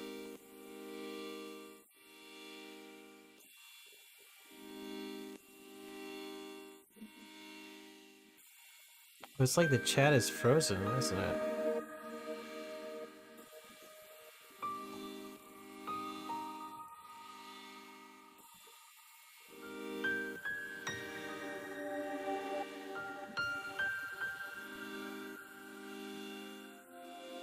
Oh no, it's not. Never mind. That's ironic. Let's see what happened earlier.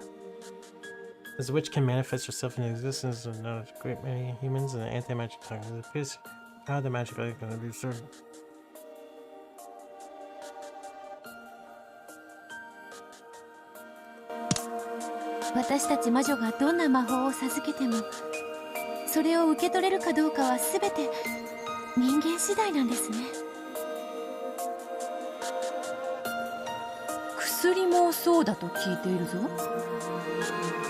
The same goes for medicine. 同じ薬を飲んでもその効果を知らされている人間にはより大きい効果が出ちょっとわかります。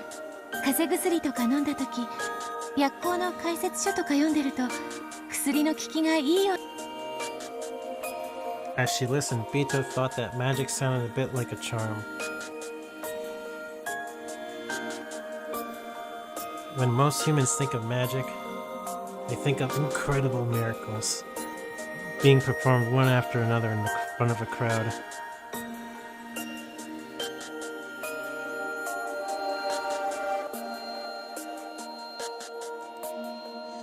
However, this true magic that the older sister spoke of sounded almost like a charm. Something that had no effect if the person using it didn't believe. Shannon's heart was captured by George bit by bit as he grew by leaps and bounds. However, she hadn't given up thinking that one of lower status such as herself would never find love with him. That was when Beatrice had given her the golden butterfly brooch and encouraged her. Giving up means that you have zero chance of success. But with the power of magic, I think there just might be some chance of your wish coming true.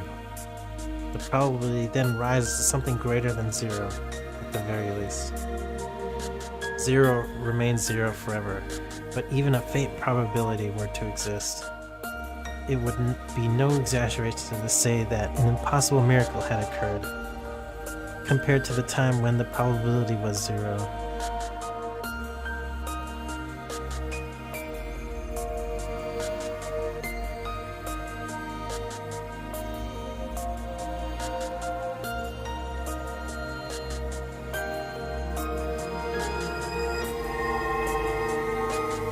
humans can use magic to take resignation, by which they themselves make the probability of success 0 and cancel it out.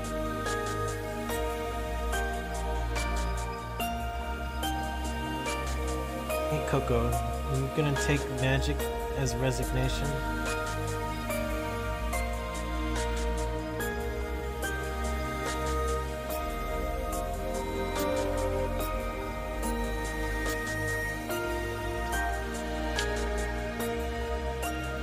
Sagi Chronicles in my Discord? Sounds good.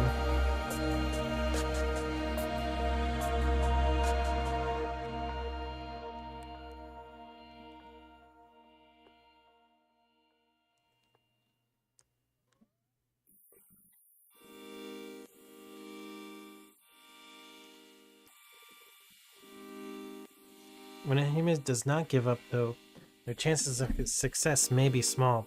Those chances do exist. And the stronger their belief, the more those odds rise.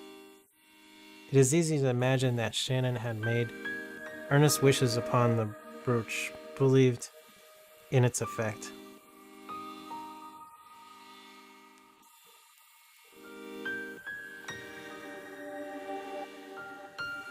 And made many little efforts to get George to like her. 信じる力が魔法になる。そしてそれを信じさせる者が魔女だ。 Others believe are witches. Wow. Kind of beautiful. When you think about it that way. Those who make others believe are witches. That's an interesting way to put it. If you think about it, it's true. Let's say a witch steps out into a spotlight, waves her staff in front of a crowd of onlookers, and makes a rabbit appear out of thin air. The many people who see it will surely think that it was a sleight of hand. They may wonder at how it was accomplished, but they would be sure that it wasn't magic. And they would applaud in the splendid trick that had appeared to be magic. But what if they conducted a sacred ceremony inside of a great temple in front of a crowd of believers, culminating in the exact same thing? Would any of the people there think that was a sleight of hand? In fact, in the ancient past, when magic tricks as a form of entertainment didn't even exist, and divine spirits were worshipped, this would doubtlessly have been a miracle of magic. ならこれは魔法になるでしょうか。ほう、魔法の使いの魔女のそなたが初めて振るう魔法とここに空の紅茶のカップがあります。 She's gonna make the candy come out of the cup. 中身は空です。空っぽであるぞ。それからこれをこうしてテーブルの上に伏せておきます。 What do I think of the pure Beto? I mean, we've seen her before. This is the one that Kinzo had conversations with on Kumadoria or whatever.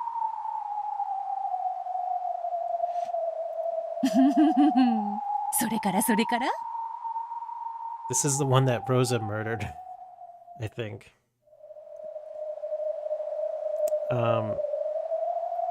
But you know, what was weird about the red text revolving in that incident is like Beto says like it's definitely dead. Like, what does that mean? Like, why does she use the word? Why does she use it? Rosa did nothing wrong. はい、一緒に目を閉じて魔法の呪文を唱えます。She died from fall damage, not from...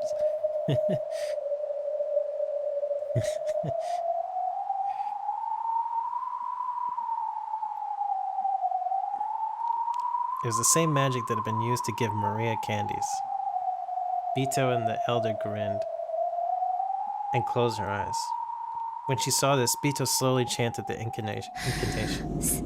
さあさあ思い出してごらんなさい。カップの中に何が入っていたのか。さあさあ思い出してごらんなさい。カップの中に。As she chanted, Bito slowly opened her eyes and made sure that the older sister was repeating her with her eyes closed.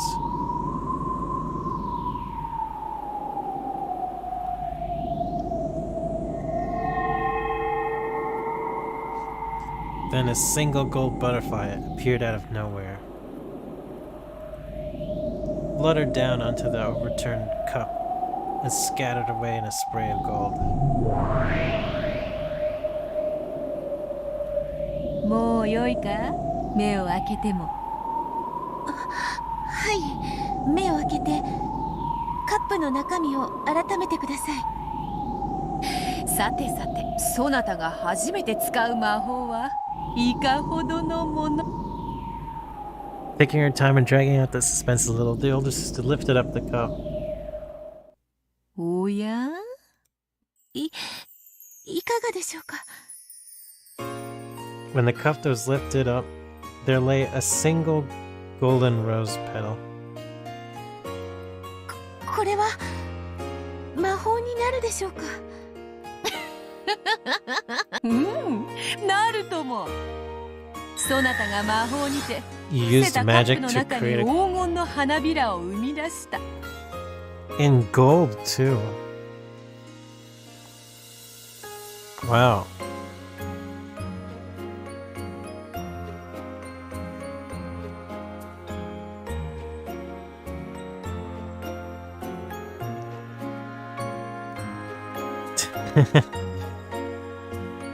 Incredible. You used magic to create a golden flower petal inside an overturned cup. In gold.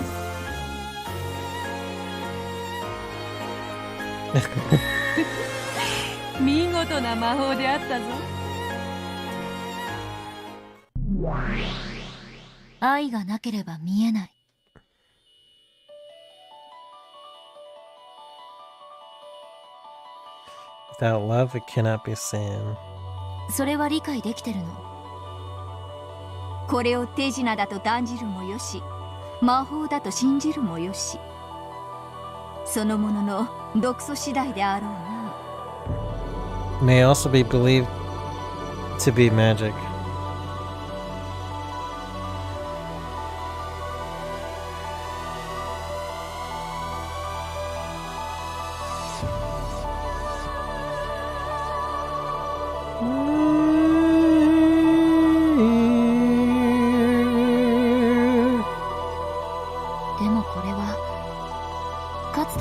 の一部を説明はできるけど、全てを説明することはできないわ。Some of the magic can't explain everything. 話を戻すけれど、この程度の魔法やお前かたくなに恋ができないと嘆いていた家具たちに、それを許すことのできる黄金蝶のブローチとは一体何か。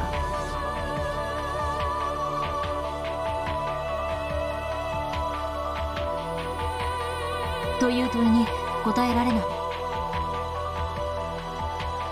そこにいる2人のベアとの話を鵜呑みにするなら、魔法には彼らの諦めを取り除く力があると考えるのが妥当である。Cancel out the furniture's resignation. どうして家具は恋をしてはいけないの？どうして魔法のブローチの力が必要なの？確かにあんたやベアトたちの話は一見、それにおぼろげとはいえ答えを与えているような気がする。でも朗読者だから言わせて、それでは納得がいかないの。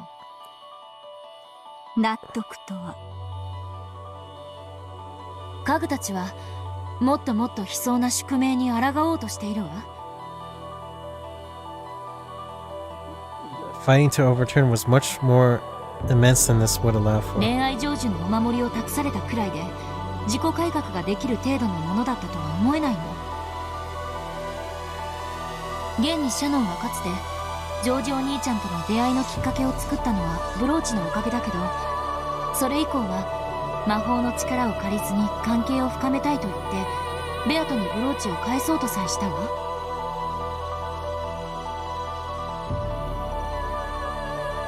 She's not able to see the magic in their hearts. 彼女はその時点で一度は魔法の奇跡と決別したはず。She put the miracle of magic behind her at that point. なのになぜ再びその力を必要としているの？さて、恋と結婚は別物としか言いようがないであろうな。Love and marriage are very different things. Featherine laughed lightly. She had probably formed a theory of her own and was laughing at Anji, who hadn't reached it yet. 聞かせてよ、あんたの見解。もう少し寝かせたい。それに疑問を持ち思考を巡らすそなたを見ることもまた朗読の楽しみだ。私の見解を話せばそなたはそれに納得し思考を止める。 If I gave you my views, you would accept them and stop thinking. それでは朗読が面白くない。すでに答えを知ってる推理小説を読ませて右往左往するところを見て楽しんでるってわけね。それが感激の魔女というものだ。悪趣味と笑いたくば笑うがよい。我が巫女よ。My Miko. わははは。わはは。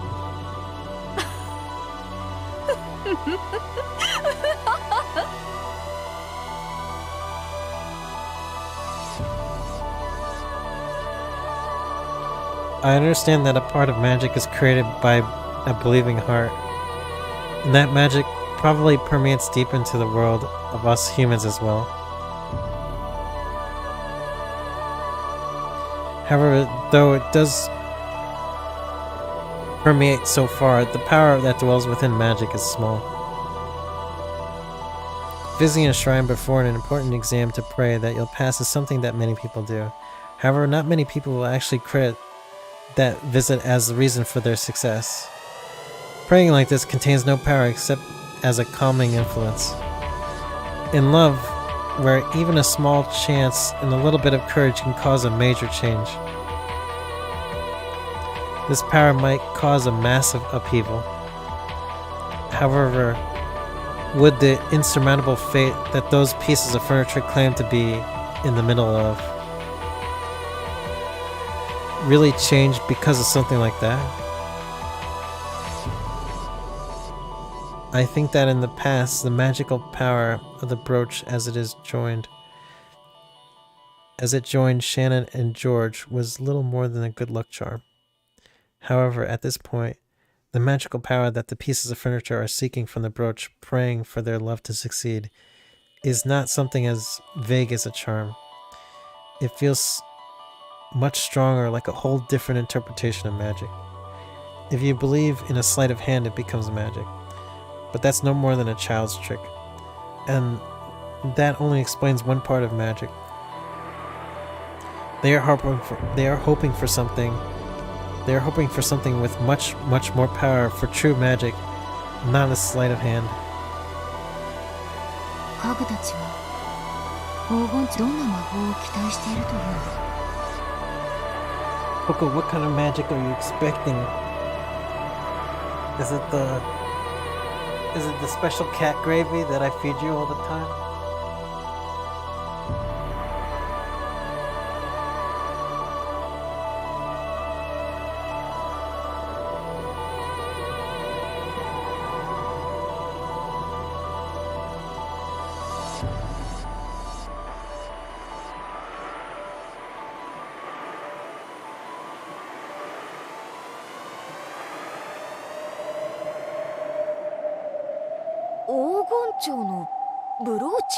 A golden butterfly brooch.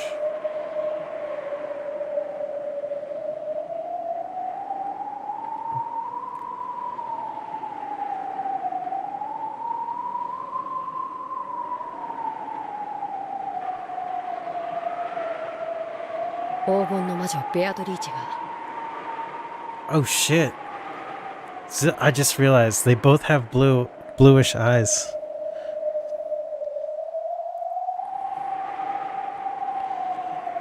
You could totally mistake if you put a wig on Canon. You could totally. I think you could get away with it.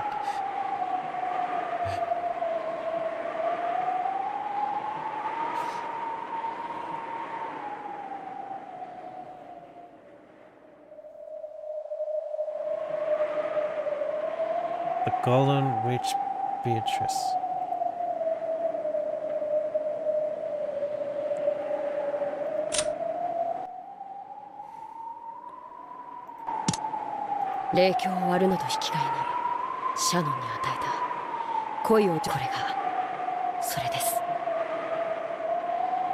From his pocket, Cannon pulled a wing of a gold butterfly. Though it was just a single wing, it was easy to tell from its distinctive shape that it had originally been a part of something with a butterfly motif. このブローチの魔法はシャノンにジョージ様と恋仲になる機会を与えました。しかしそれを最後まで成就する前に僕に譲りました。 Before that magic was fully realized, she left it to me. だから僕はこのブローチの力でお嬢様の好意を得ました。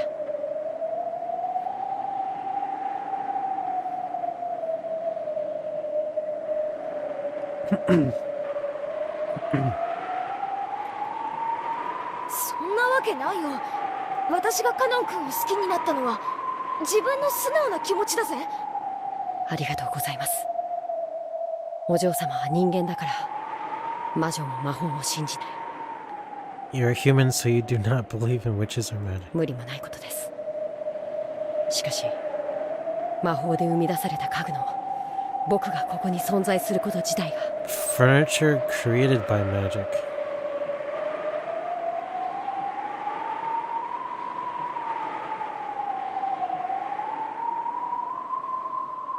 魔法の奇跡の存在する証拠なので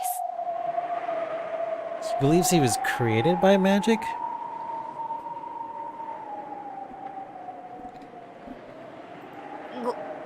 ごめん、何の話？ Jessica tried her hardest to grasp what Cannon was trying to say. However, she couldn't understand it and had to ask him to repeat it with a bitter smile. 僕もシャノンも恋を成就させるには魔法が必要なのです。そのための鍵がこのブローチ。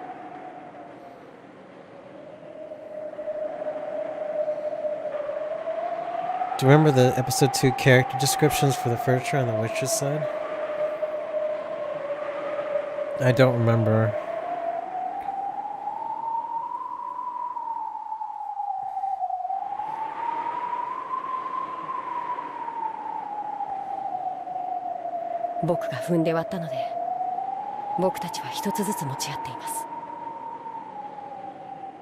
I stepped on it and crushed it, so we each have one part.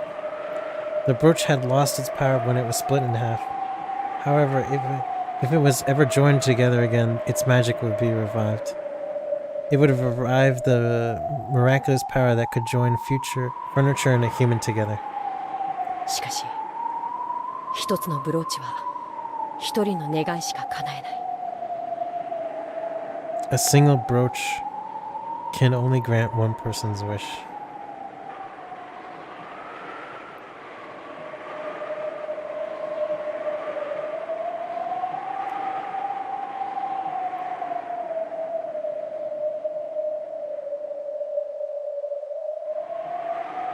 家具の僕たちはこの一つのブローチによってどちらかしか結ばれ得ないのです。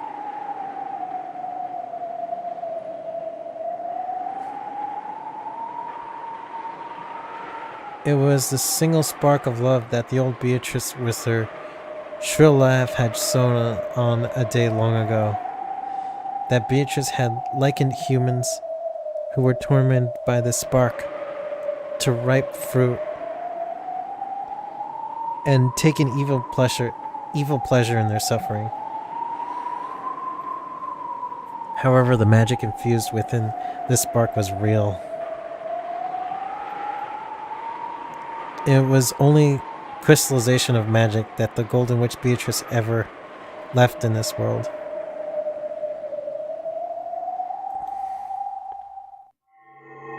Its shine grew brighter.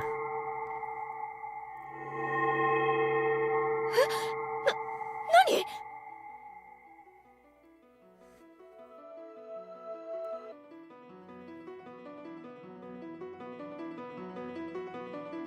大丈夫です。でも直接は見ないで。 Please don't look right at it. 目をやられます。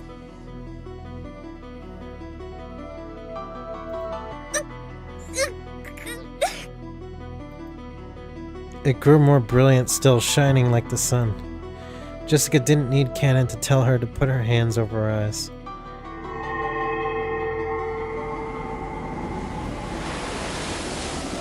As the light grew stronger, it sounded like the roaring of the wind or the tide also grew in intensity. It sounded like the roaring wind of the tide. It already drowned out the sound of the wind and the rain outside.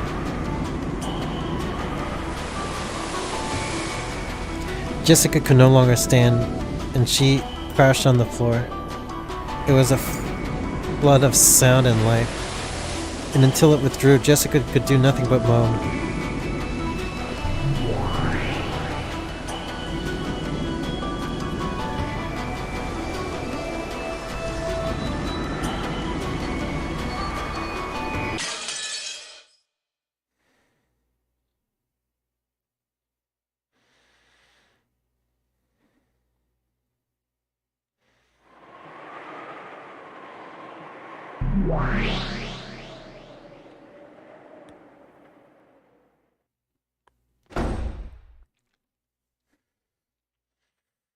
Kumasawa. さあさあさあ、今は大丈夫ですよ。急ぎましょう。お父様が甘いものをお好きだといいのですが。ええ、お好きですもの。甘いものに限らず、何でもよくお召し上がる。After waiting for the master of the study to be out, Bito and Kumasawa entered the study.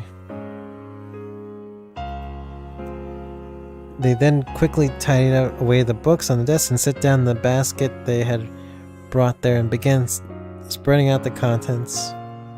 Inside were several cute cookies cut out in butterfly shape. They set out a cute plate and neatly decorated it with the cookies. It was a kind of slight adornment that the person eating wasn't likely to even notice. The whole setup was filled with that sort of feeling. 愛しのお父様とやらのために今の私に許されていることはこんなことくらいですので。わらわがバトラにクッキーをか。I would give Battler's な cookies. ぜ夜の支配者であるわらわが稀な客人であるバト。Then the study door swung violently open. It was Battler with Genji by his side. Battler's eyes went wide for a second when he saw Bito there, but his expression quickly went blank again. ここで何をしている？お父様、失礼しました。決して大切なゲームの邪魔に来たわけでは。どうしてここに入れた？ここには鍵がかかっていたはず。Wasn't this room locked? 申し訳ございません。親方様に内密で差し入れをお届けしたいとのことで。ほら、見てあげて親方様に喜んでもらおうと、ベアトリーチェ様が一生懸命熊沢さんと源氏さんに習いました。源氏さんがクッキーを焼くのがお上手だったなんて。最近は全然ですけど、昔の源氏さんは特にお菓子作りはお上手。クッキー Cookies? You think I want fucking cookies? It's like the most disgusted face. You think I eat those sweet, delicious little sugary snacks?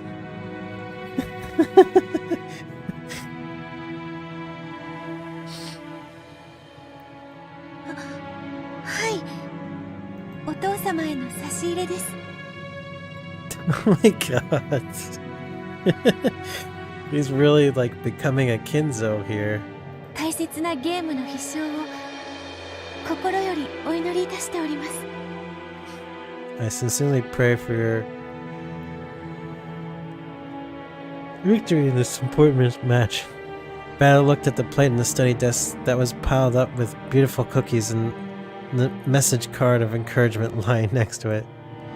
And his face twisted with a complex expression which might have had traces of both sadness and anger contained within it. In not so many words, Genji prompted him to consider giving Bito's efforts some kind of acknowledgement. Badler understood. He had no reason to respond to this kindness with displeasure. However, even though he understood that logically, all he could do was give a small, exacerbated sigh. ありがとう。感謝する。だが甘いものは苦手だ。下げてくれ。He doesn't like cookies.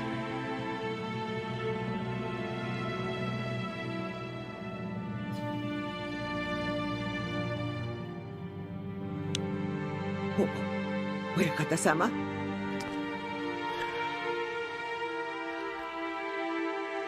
同じことをもう一度言わせるな。I do not like cookies. Say it in red, Badler. I dare you. 片付けて下がってくれ。親方様、せめて一口お口に運ばれるわけにはまい。ベアトリーチェ様が親方様のためを思い。気持ちはありがたく受け取っておく。今は大切なゲームの最中だ。俺にとってもベアトにとっても大切な最後のゲームなんだ。It will be our last. だから頼む。俺の心をかき乱すような真似は慎んでくれ。それはあまりにもひどうございます。気持ちは感謝する。大いに。しかしそれをせめて一。お父様。Bito looked at Badler sadly. Badler hung his head to avoid her gaze. The expression on his face was more pained than any he had shown Bito before.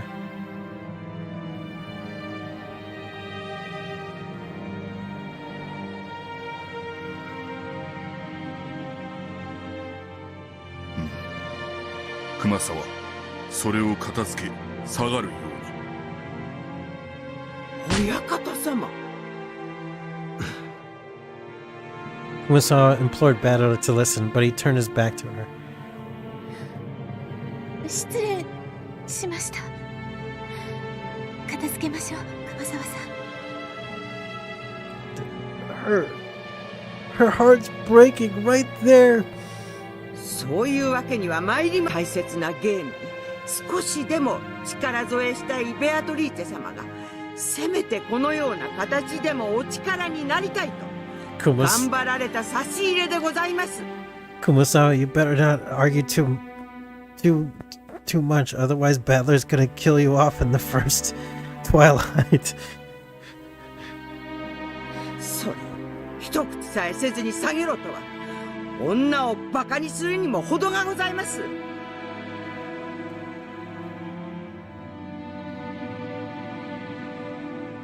熊沢。親方様も男ならば。Kumasawa laying it on both of them. 女の手作りの差し入れにせめてどうか一口で結構でございますので女の気持ちを踏みにじろうというおつもりでしたら、殺されたってここは引きませんよ。ええ、引きません。熊沢さん、もう結構ですから。そういうわけには参り、親方様、これに毒でも入っている。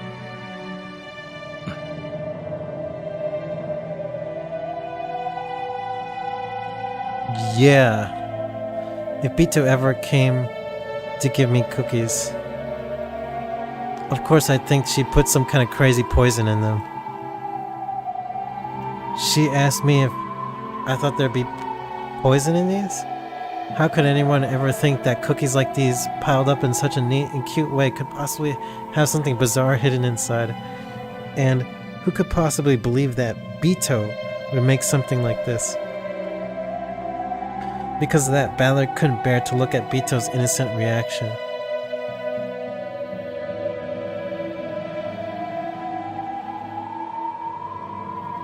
Which was completely free from any malicious thoughts of slipping poison into the cookies.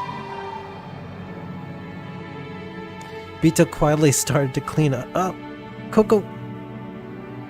Alright, we gotta feed our cat a little bit, I think.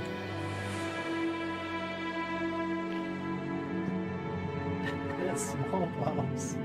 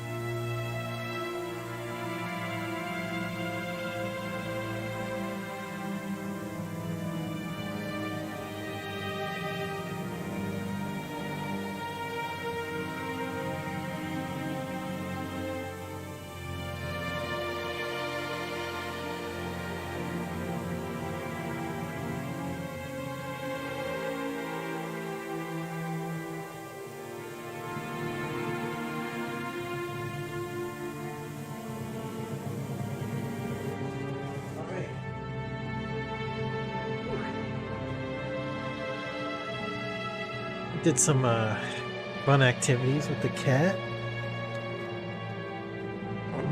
Did a little short play session, along with treats and a little snack.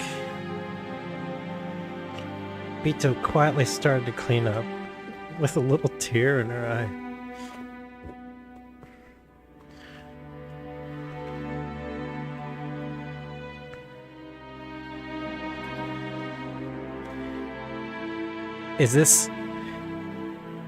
Could this be like the long con version of the sun and cloak strategy? For Bito to trick Badler at the very last moment?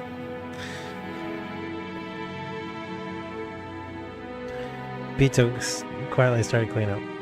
Every now and then she sniffled.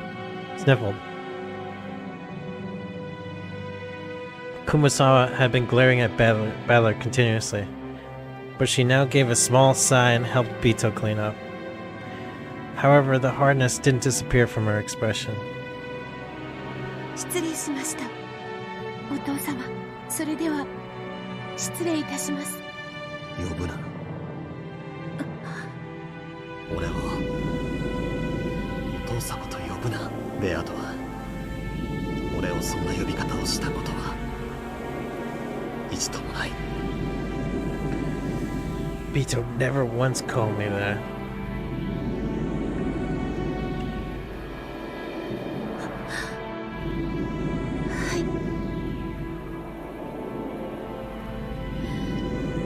失礼いたしました。 Hanging her head so low that her chin touched her chest, Bito hurried out of the study. After giving Badler a look, Kumasawa chased after her. She shut the door a bit violently and the footsteps of the pair rapidly disappeared off into the distance.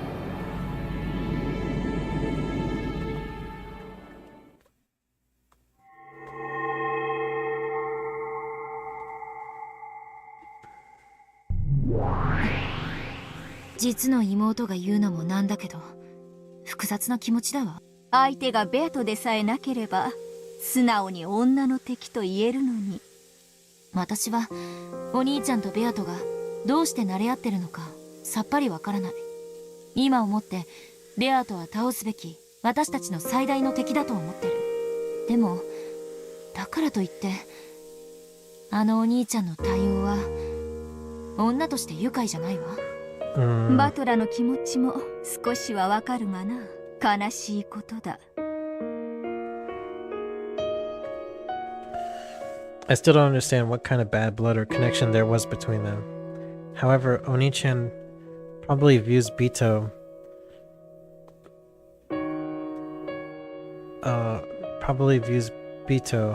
as a friendly adversary, if not something more. Oni-chan's reason for defeating Bito isn't to destroy the enemy out of hatred. It feels like he wants to give a sincere answer to her questions. Yes, I can't deny the fact that their fight isn't based on hatred. But on a stronger emotion.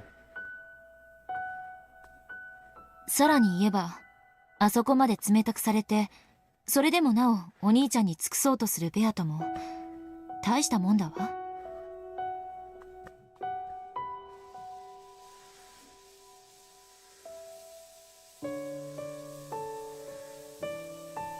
もう一人の姉のベアトと私も同意見よ。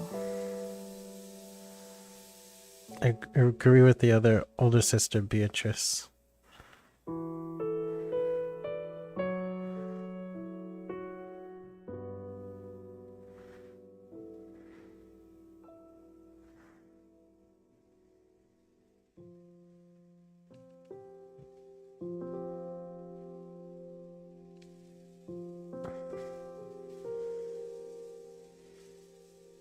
どうしてお兄ちゃんにあそこまで尽くすのか理解できないわ。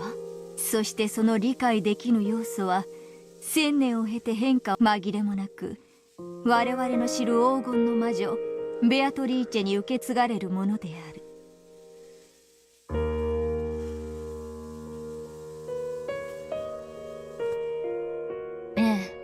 理解しているわ。このベアトを知ることもまたやがてのベアトを知ることにつながる。そしてそれはこのおかしなゲームで最大の大駒と、あるいはこのゲーム版そのものを説明するかもしれない。謎多き魔女であるな。 Though she said those words, Featherine wore a confident smile on her face. Her sarcastic confidence, as though she already knew the answer, was unchanged. ベアトリーチェ、話を聞きたいわ。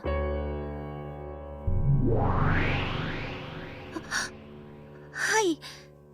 何でしょうか、エンジェさん。Bito, who had been reading a fragment book in the shadows of the study, jumped when Anji called out to her. あなたはなんで後宮バトラをお父様と呼ぶの？私という駒を生み出してくださったからです。ではどうして後宮バトラにそこまで尽くすの？駒は生み出した造物種に絶対服従しなくてはならないルールでもあるの？そんなルールはない。駒は道具、あるいはナイフだ。ゲームマスターが上手に扱えば便利。しかし扱いを間違えれば自らを傷つけもする。道具になろうと凶器になろうと、そこに道具の意志はない。ただ結果があるだけだ。It's merely the result. じゃあどうしてあんたはお兄ちゃんに、まるでそれはあなたという駒の目的かのようだわ。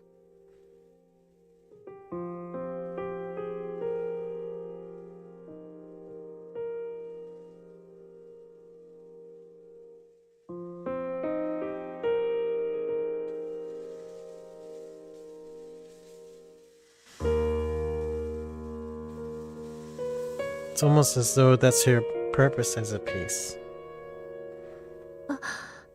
それが私があんたを生み出したお兄ちゃん自身がその目的を。それは違う。バトラはゲームマスターとしてそういう役目を持った駒を盤上に置いたに過ぎない。そして彼女という駒を生み出したのはこのゲームを生み出した最初のゲームマスターであるベアトリーチェ自身だ。Set a piece with that role on the board as the game master. The one who gave birth to this piece was the first game master, the one who created this game, Beatrice. So ややこしい話だわ。 that is confusing. つまりあんたはお兄ちゃんのことをお父様呼んでるけど、別に父親ってわけじゃないのね。あんたはお兄ちゃんに親しみを込めてお父様と呼ん。はい、そうだと思います。私という駒を盤上に、お父様が盤上に置かなければ私という駒のですから、私がここにこうして存在し、そして私の目的のために。なるほど。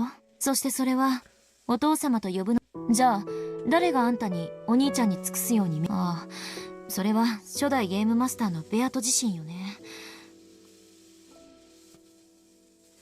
ああ、ややこしい。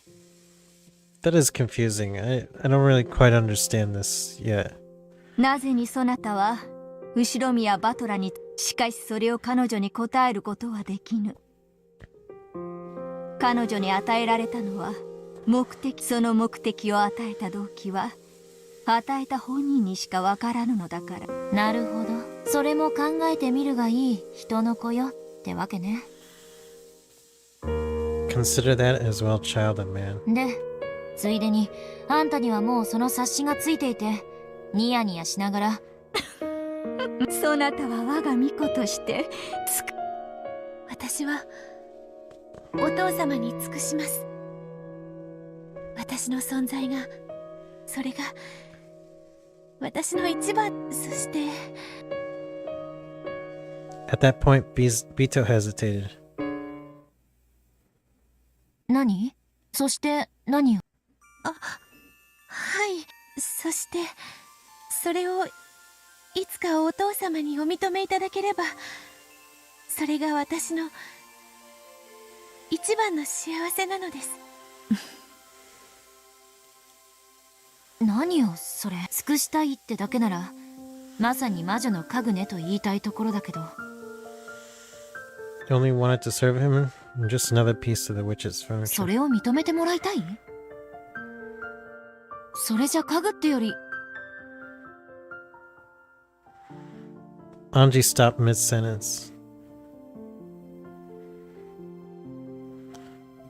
That's less like furniture and more like a girl who loves Oni-chan. I don't get it. The guiding force behind this Bito's actions is that of a girl who adores Oni-chan.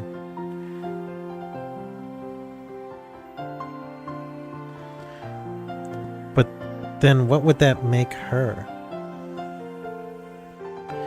If she liked Oni-chan, then she should have adored him and done things for him herself.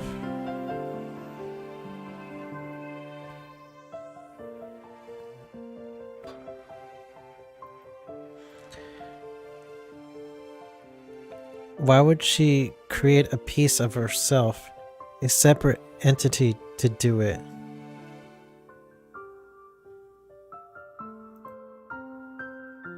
This way, even if she does attract Oni-chan's attention, it'll be towards the peace version of herself.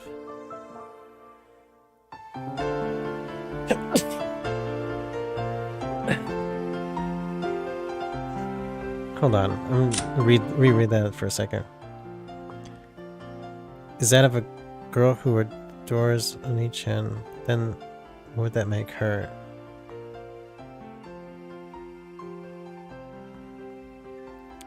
So, this is Bito's piece that she made to adore Badler. Thank you.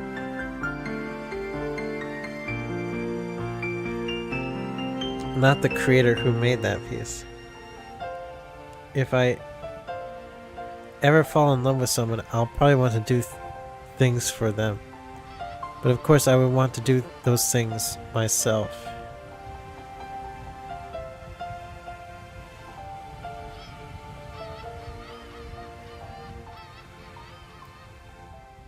After all, I would want him to notice me.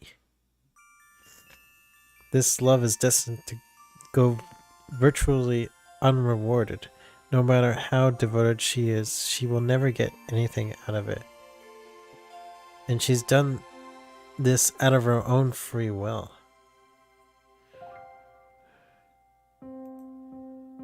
Bito's behavior looks no different from that of an average girl in love. She's devotedly doing all she can for him, dreaming that her kindness will eventually be acknowledged. Why would Bito create a piece like this? Is putting it in terms of romance a bit too confusing? Then let's try using food as an example. It's as pointless as creating a piece to eat food for you.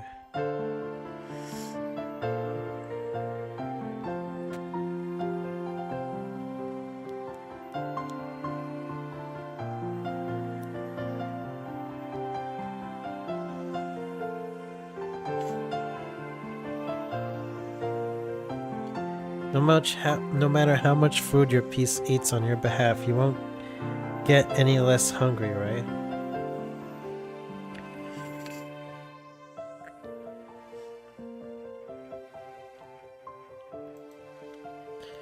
You are the one who wants to eat. There's no reason for having a piece do that in your place. For most jobs in the world, you can get someone else to do it for you. However, with love and food alone, there can never be any meaning in letting another person do it in your place. That's right. This Bito was created as a piece for an impossible reason. Though at a glance, she looks like just a normal girl. The more I learn about her, the less I understand, like an imaginary number. お父様はそう呼ばれるのを嫌われていました。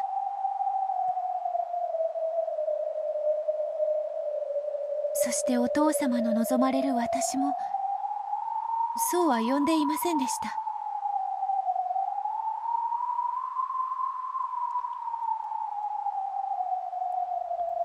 そうね。かつてのあんたは誰が相手でも呼び捨てにしてたわ。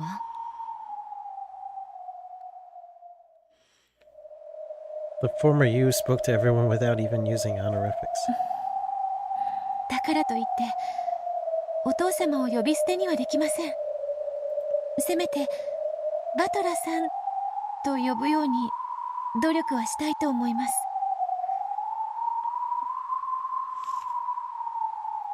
あんなに冷たくされてよくめげないものね。いえ、バトラさんは今大切な相手は大ベルンカステル教の駒、強敵エリカ教です。いよいよゲームが佳境に差し掛かろうというデリケートなところに、私がシャシャリバトラさんが望まないお父様という言葉をかけ機嫌を崩されても無理ない。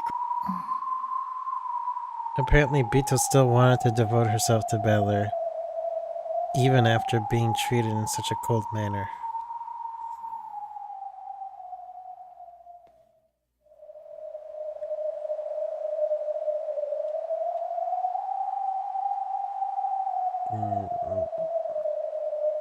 Why would you do such a thing, Bito? What's your motivation?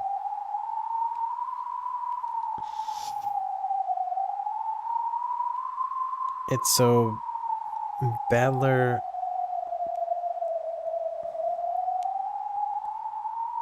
It's for Battler to gain the confidence and determination to finish, to not get too attached to the idea of Bito, and to finish the riddle.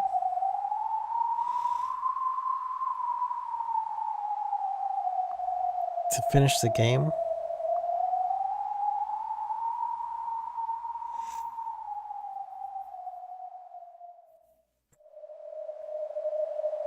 Bito still wanted to devote herself to Banner even after being treated in such a cold manner.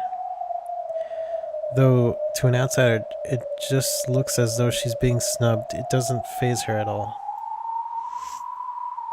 It truly is the blindness of a girl in love. それとも私に愛がないから見えない？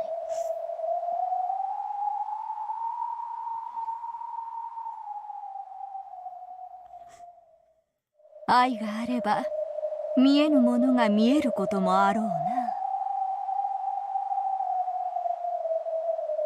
Bito once again immersed herself in the fragment book that had told her of her former self. She was trying to find something about Bito that Battler desired.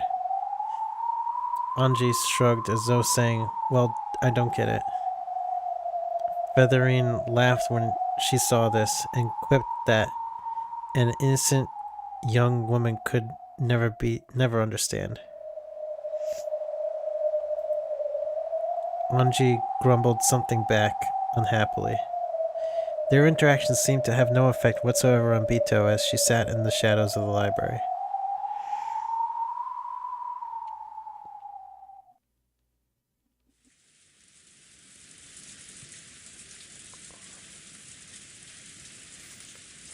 After chasing all the others out, only Battler remained in the study.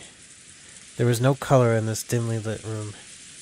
However, for just a short time that the plate of cookies had been placed there, the room had seemed at least a little cheery.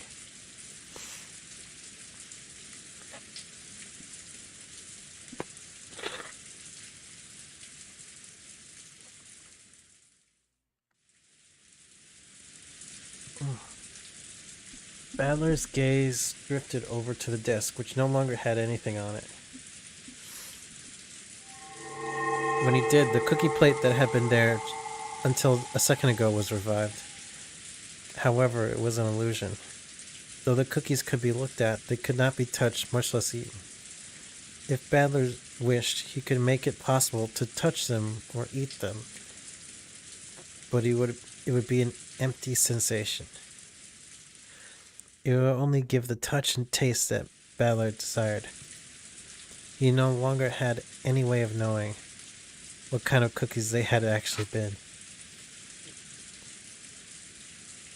You baka. You baka, Badler.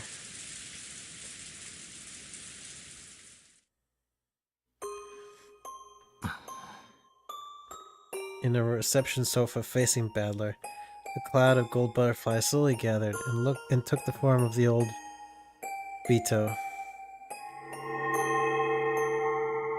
ほーら食べろよ。わらわが珍しく手作りしたのだぞ。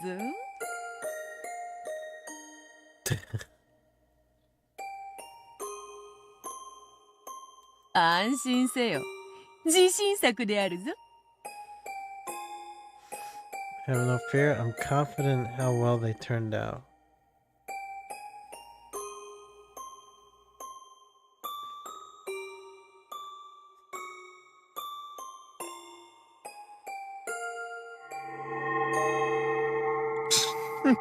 "お嬢様の場合、むしろ自信作の方が不安になろうというものだ。まったくだぜ。お前が作るクッキーなんて、どうせおかしな毒が入ってるに決まって。それは心外な。仮に入っていたとしても、そなたのあれがそうなってこうなっちゃうかもしれない程度のもんではないか。It'd be no worse than the kind that does this. And maybe that to your new yo.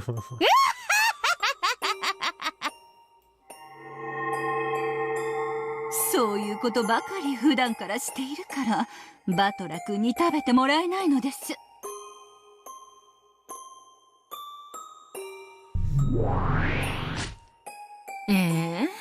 手料理に何か入れるなんて基本でしょ。爪に髪の毛、魔法のおまじないに愛のかけら。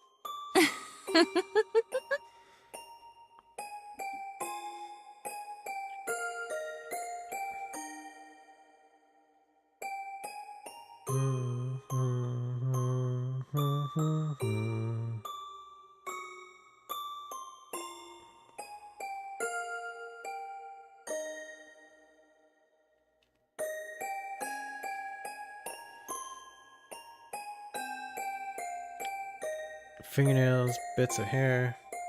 あんたたちだったら何を入れるの？ I'm thinking like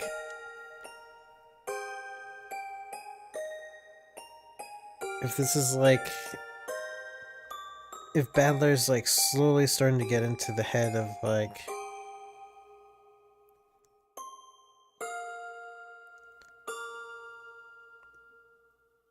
like someone like Kinzo maybe, or like the servants and other people who believe in magic and Beatrice, like maybe even the killer or killers.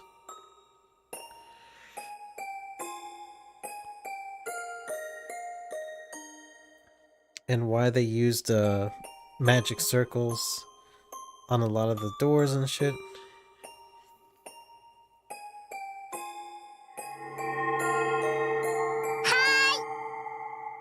何も入れません。美味しく自分だと思ったわ。あんたは出落ちなのよ、まったく。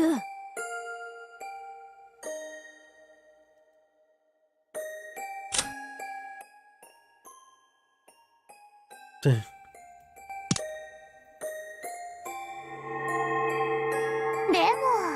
女は3つの袋をつかめって言うし、胃袋は最初の第一、次がお財布の袋で、男を振り向かせるなら身も心も魂さえも全てを私のために捧げさ、だからこそ私は手料理に全ての力と愛情を注ぎいずれにせよ手料理を食べさせるのは古今不変の成功法と言えるだろうな。バカバカしい。そんな小細工をしないと男心一つつかめないなんて情けないったらありゃしないわ。へえ、お姉様が男心をどの程度おつかみになった経験がおありか。バートラー、何もおかしなもんは入ってない。わらわがそなたのためにクッキーを手作りする。There probably won't be another chance. I slowly stretched my hand out into the illusion of a cookie plate and touched it.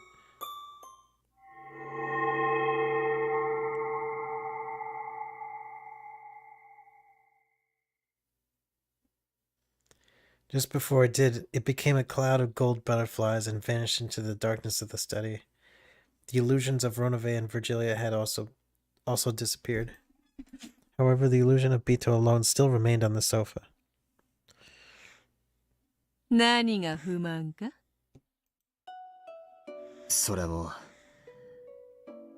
俺に言わせるつもり。新しきわらわがそなたの望んだ姿とあまりに違えば違う。わらわが二度とよみがえらぬ存在であることを思い知らされるからであろう。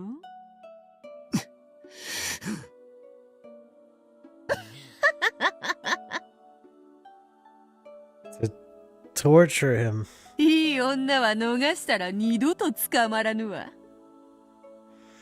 今頃になってわらわがいい女だったと気づいたであろうが。うるせえ。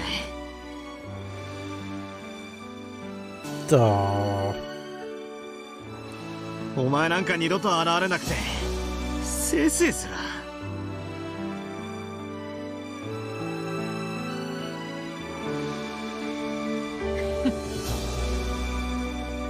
Bito lay sprawled on the sofa and looked up at the ceiling. Badler also turned his back and moved to the window. For a while, there was silence. 分かっていると思う。分かってな。そなたの期待するわらわはすでに消え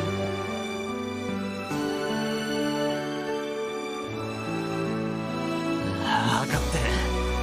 あのベアとは紛れもないお前自身でもあってもかつてのお前とは異なる存在でお前はもう絶対に蘇らない。わらわの魂とこの女らしさ、性格の良さ、気風の良さは魔女としての1000年によって培われたものだ。それは全く同じ1000年を経ぬ限りわらわと同じにはなり得ぬ。すなわちそなたがわらわを生み出そうと目論む時点ですでに生い立ちが異なるのだ。ああ、お前が絶対に蘇らないなんてあの昭和ルベルンカステルにバッチリ保証されてるぜ。Damn, Burn Costello already guaranteed you'll never revive. だが期待しているのであろう。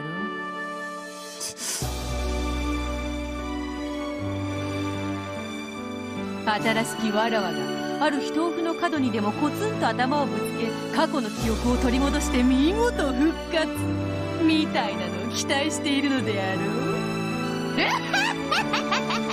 そんな妄想プロット今時ラノベだって通用せぬわ。A light novel. うるせえ。お前だってかつて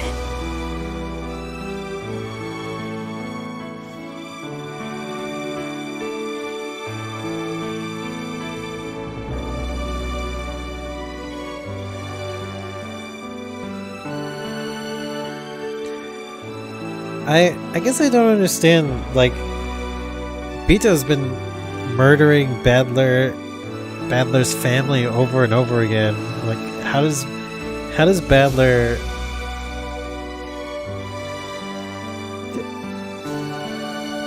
develop such... How did Badler forget that? 俺が思い出して気づくのをずっと待ってやがったじゃねえかよ。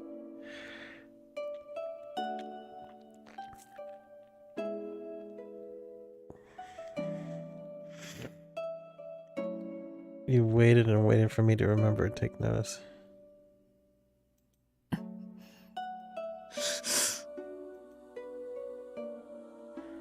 Then what?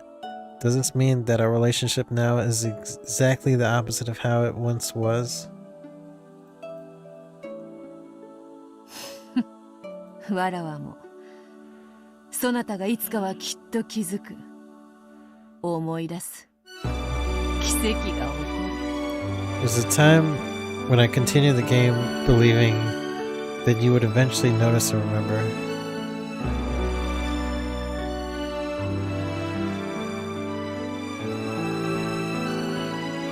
そう信じてゲームを繰り返したこともあったよ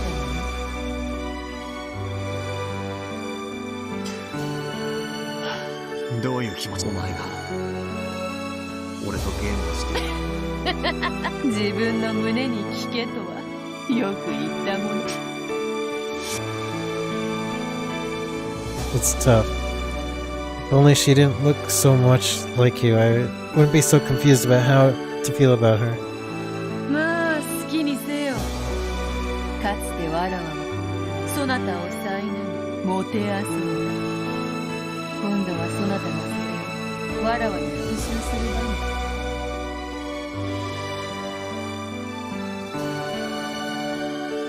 だ。新しきわらわは何もわからずおろおろとするのに、見るも焼くもそなた次第。積年の恨みも晴れるであろうが。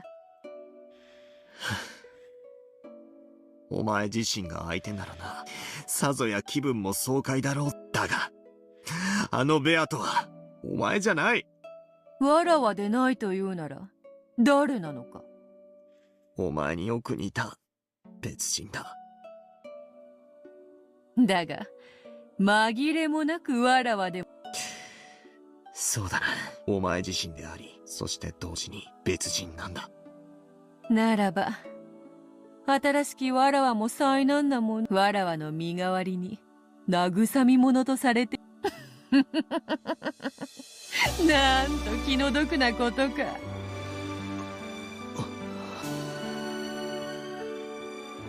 That might be the contradiction inside me. But the new Bito seems like a different person. I can't accept her. Even though I know she's a different person than Bito, she keeps reminding me of her. ならばいっす。あれはわらわの娘とでも思え。娘？わらわの血を引きし、うり二つの娘と解釈せよ。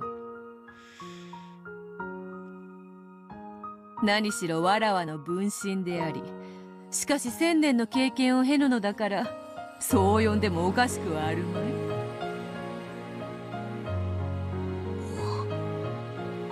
確かに。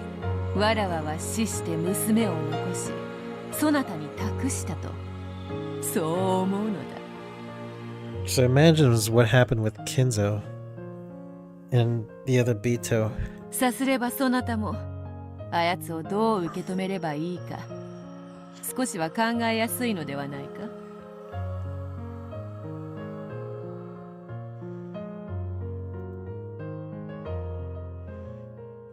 らしくもなくうまい例えをしやがって。茶化すでない。あやつはわらわが死んで残し、そなたに託したわらわの面影を押し付けるも自由。恨みつらみをわらわの代わりにぶつけて、慰み者としてわらわの罪を背負わせ、好きに苛めばそなたの鬱憤も。それが趣味でないというなら、わらわのように人の道を踏み外さぬよう正しく導くのもまた一興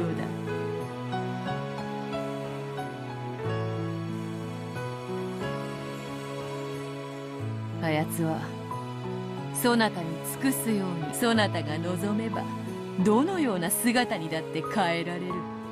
1000年の奇跡を経たならば、わらはそのものにさ。かつてお前にされたように、ひんむいて鎖で引っ張り回すことさえ自由。そうだな。今ならばそれ以上の非道なる所業さえ可能であろうぞ。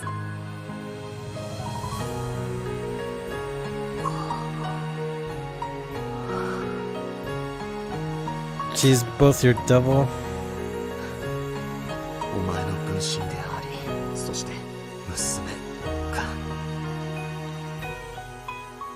Without a doubt, she's exactly the same person, the same piece which was created once more by the rule called Beatrice. However, when I can't accept it that way, I can interpret her as being Vito's daughter. This served as a clear guidepost on how to interact with her, and smoothed the uncertainty in my heart. And finally, I could understand how cruel I had been to her just now. My tears poured to the ground, and when I followed them with my eyes, I noticed that a white card about the size of a business card had fallen onto the floor. It was the message card that had adorned those cookies. I had rushed her, telling her to clean up and leave right away, which was probably why it had fallen to the floor unnoticed. I picked it up and read the message on it. It was extremely short, pure, and sincere. It brought tears to my eyes, so I was sure that I could read it.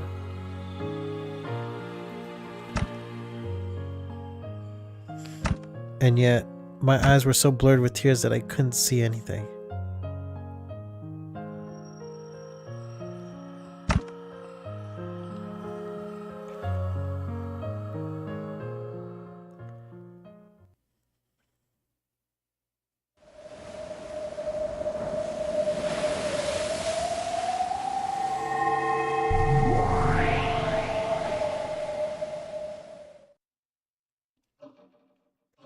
The flood of light and sound slowly dissipated. The silence that followed was not broken by any noise, not even the sound of the wind and rain outside that had been so clearly audible moments before. Both Jessica and George timidly opened their eyes. Where in the world was this? It was a strange room that they had never seen before. It looked like a Western tea room. Its furnishings were stylish and expensive. It felt as though a dignified person must own this room.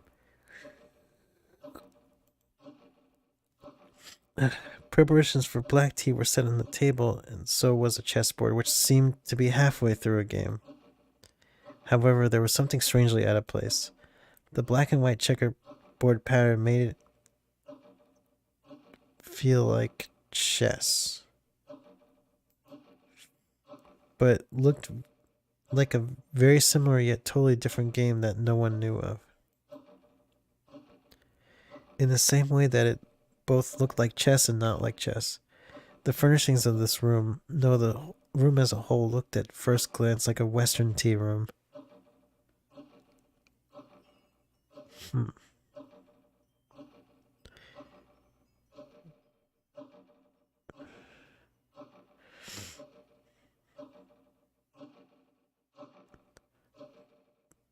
I detest trickery, but if we ourselves are to suffer deception, our hands are no longer tired.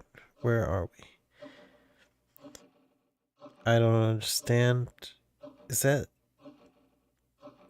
I don't know. I don't understand that sentence.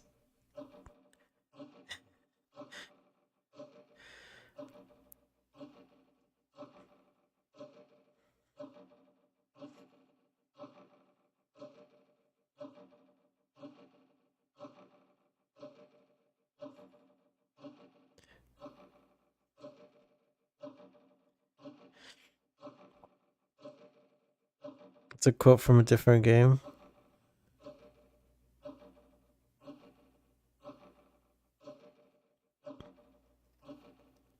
Oh.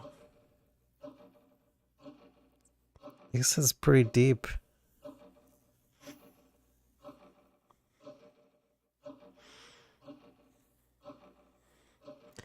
The furnishing of this room. I feel like I need a lot more context in order to understand that.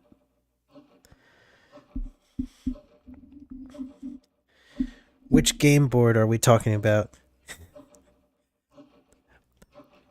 No, the room as a whole looked at first glance like a Western tea room, but also felt like something completely different.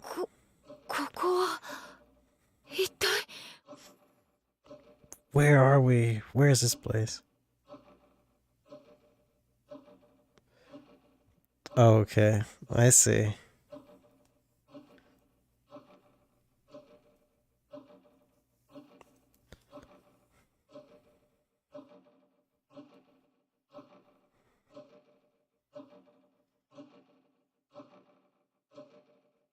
Wow.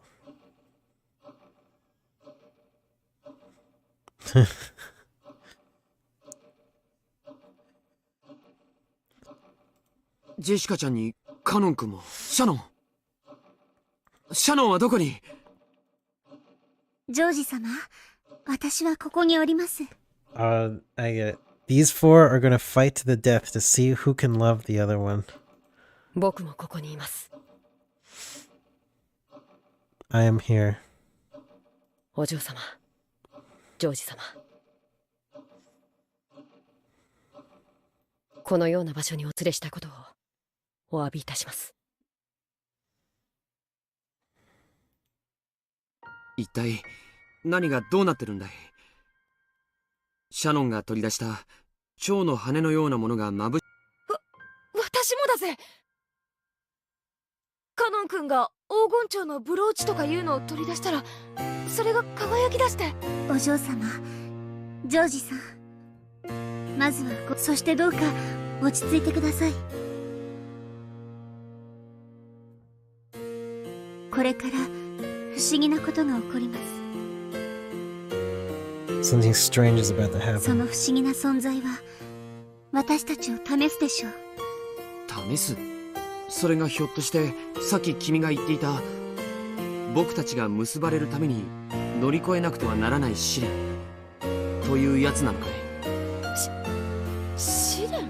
Trial by combat. お嬢様にはまだ説明しています。お詫びします。しかしどうか先ほどのお嬢様の言葉が本当ならどうか僕も精一杯頑張りますから。Oh god. It really is gonna be like a fight to the death, isn't it? 私にはさっきからジョージ兄さんは何か知ってるの？一応はね、今の状況を。しかしこれが避けられぬ試練で僕たちに不可欠だと言うならば。試練？カノン君、ブローチを。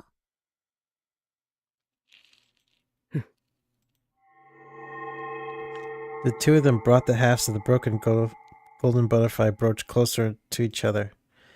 As they grew closer, the strength of their of their bright yellow radiance increased. ジェシカちゃんもどうか心の準備をしてほしい。僕にはすでにその準備。どういうことだよ。私にはさっぱりだぜ。一体何が起こってるんだ？試練だよ。愛し合う二人のための試練。Oh shit, that's George's angry face. This is his little, this is his like tough guy mafia face. George spoke those corny words without any hesitation. It was such an embarrassing line that Jessica couldn't help turning red. But the expression on George's face, which was so serious that it was almost grim, forced her to tense up as well. Shannon and Kenan were just as serious, with a glow in their eyes as though they were taking part in a sacred duel. The pair of them brought the two gold butterfly wings together. Then the wings they held became a single brooch and regained their magical power. Even more intense light filled the room, and the scene was burnt into the retinas of all present as the brooch scattered and two shining things flew out of it.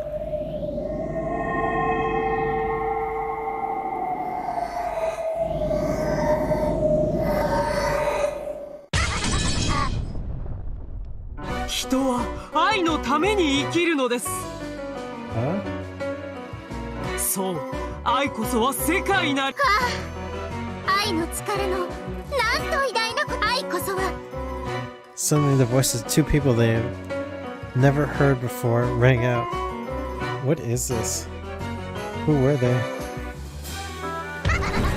Oh! These two. George and Jessica nervously opened their eyes. When they did, they saw that two demons had appeared there. Almost as though the brooch,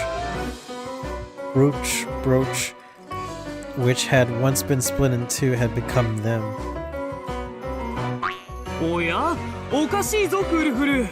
どうして我らはこの世。本当に不思議ですわ。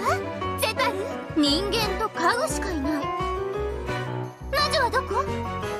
私たちを呼び出すにふさわしい魔女の姿を。ああ、僕たちは契約の魔女の名前をよく覚えているはずさ。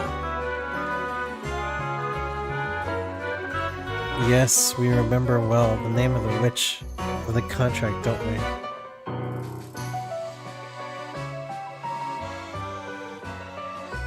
呼んでみようじゃないか、フルフル。そうね、ゼタル。私たちは契約の魔女、黄金の魔女の名前を知っている。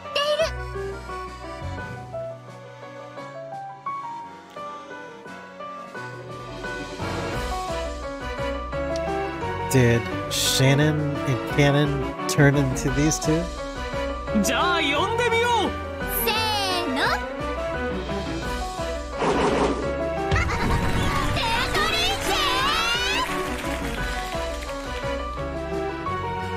Given their manner, exaggerated like a theater play, their slightly ridiculous style of talking. It would probably be hard to immediately comprehend the great power these demons possess.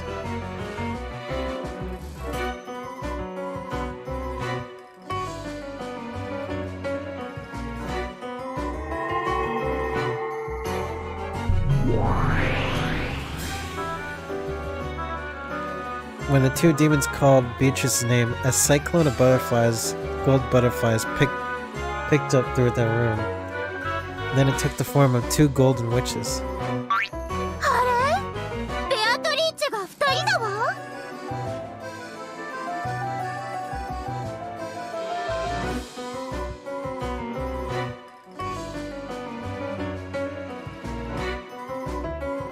Huh.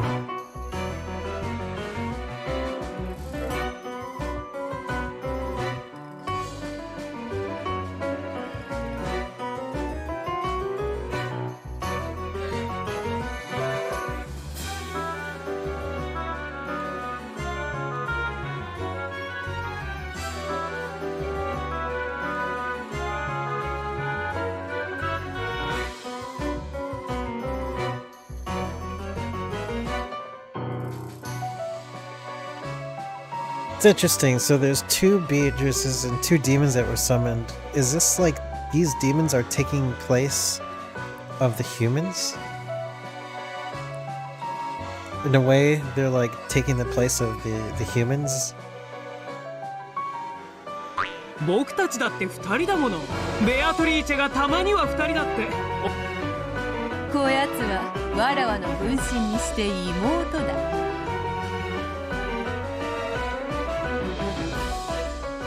So, is this one supposed to represent Jessica, or is this one supposed to represent George? 2人は同じにして1人と同じ。はじめまして。Two the same.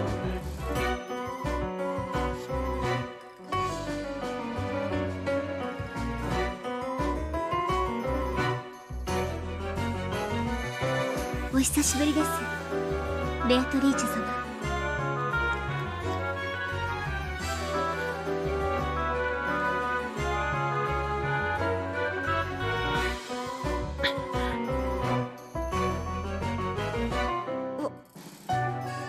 私は夢を見ているの？ Am I dreaming? 同感だね。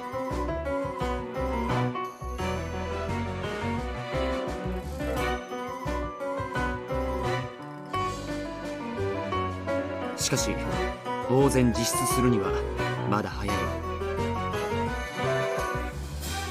Unlike Jessica, George had maintained his composure even during this bizarre scene. After all, Shannon had already told them what would happen next. 契約の悪魔たちよ、ゼパル。Zepar. Characters. Oh my god. Zepar. One of the 72 great demons presides over love and tests others through trials. Zepar grants the contractor undying immeasurable defensive power.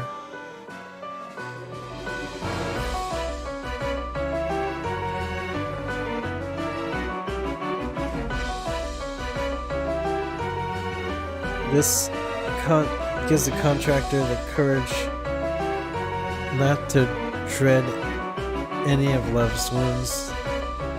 A hunter of love who loves to prey upon passive men.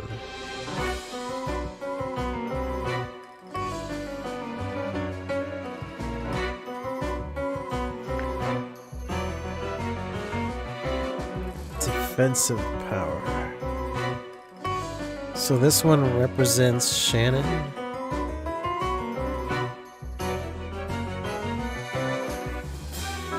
The courage not to dread any of love's wounds.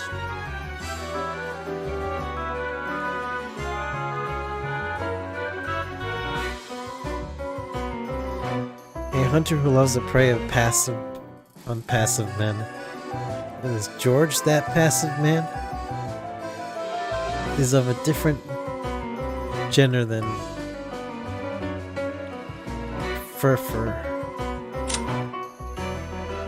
One of the 72 great demons presides over love and tests others through trials. Furfur grants the contractor endless, inexhaustible offensive power. This gives the contractor the courage not to fear of any love's barriers. A trainer of love who teaches passive men, who loves to teach those of love who teaches passive men the taste of flesh. So is of a different gender than Zepar.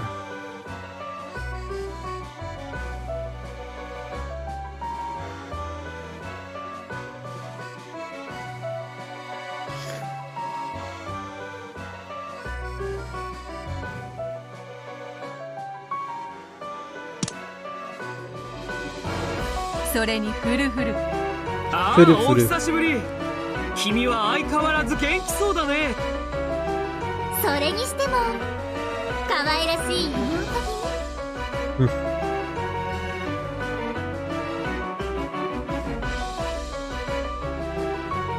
So this is supposed to be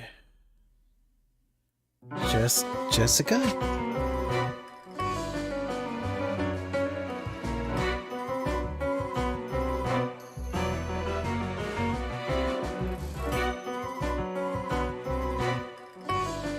潤んだそのみずみずしい瞳は水蜜糖の味がするんじゃないかしら。え？あ、どうでしょうか。 Zepar and Furfur latched onto Bito from either side, wearing strange smiles.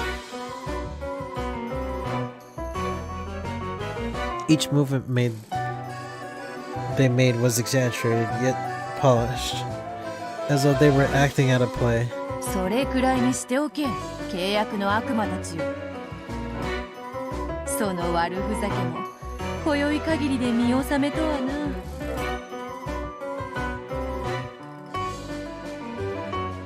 寂しいものだ。見納めとは。僕たちのよりしろのブローチはもう壊されてしまったからね。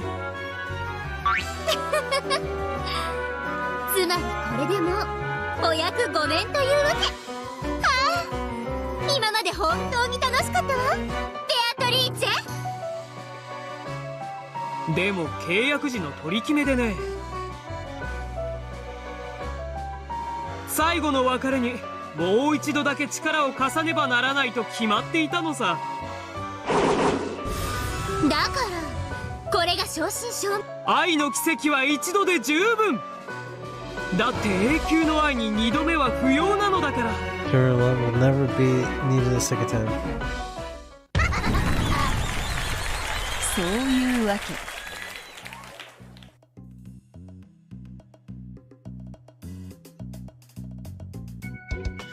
け。愛し合う男女たちよ、ここに集いしは奇跡なくして恋を成就できぬ呪われし者たち。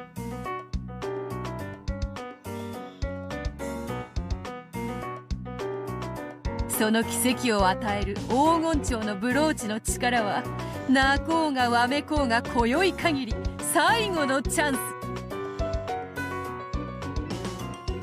The power of the golden butterfly brooch, which can grant such a miracle, is your last chance.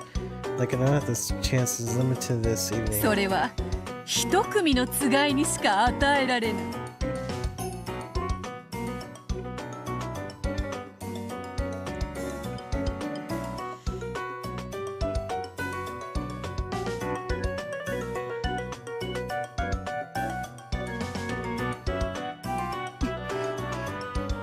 僕は負けないよ。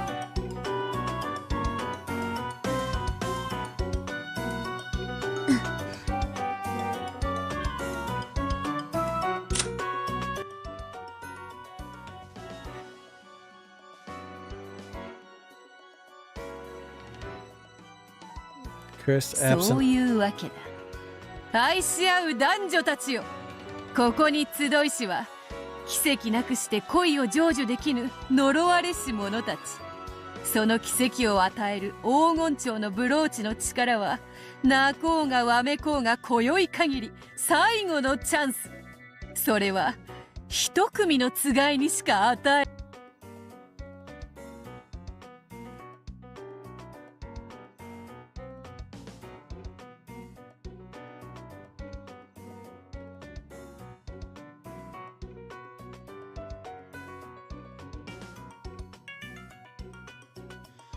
Oh my god, I'm starting to pass out. Okay. Let's save our progress.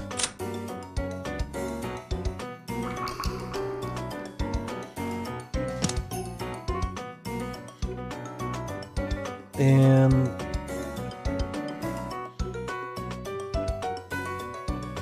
a fishy aroma.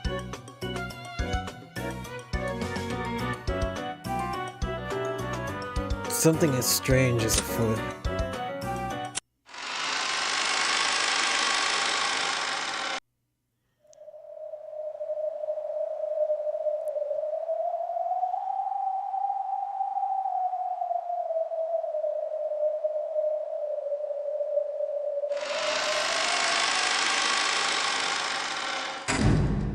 Alright.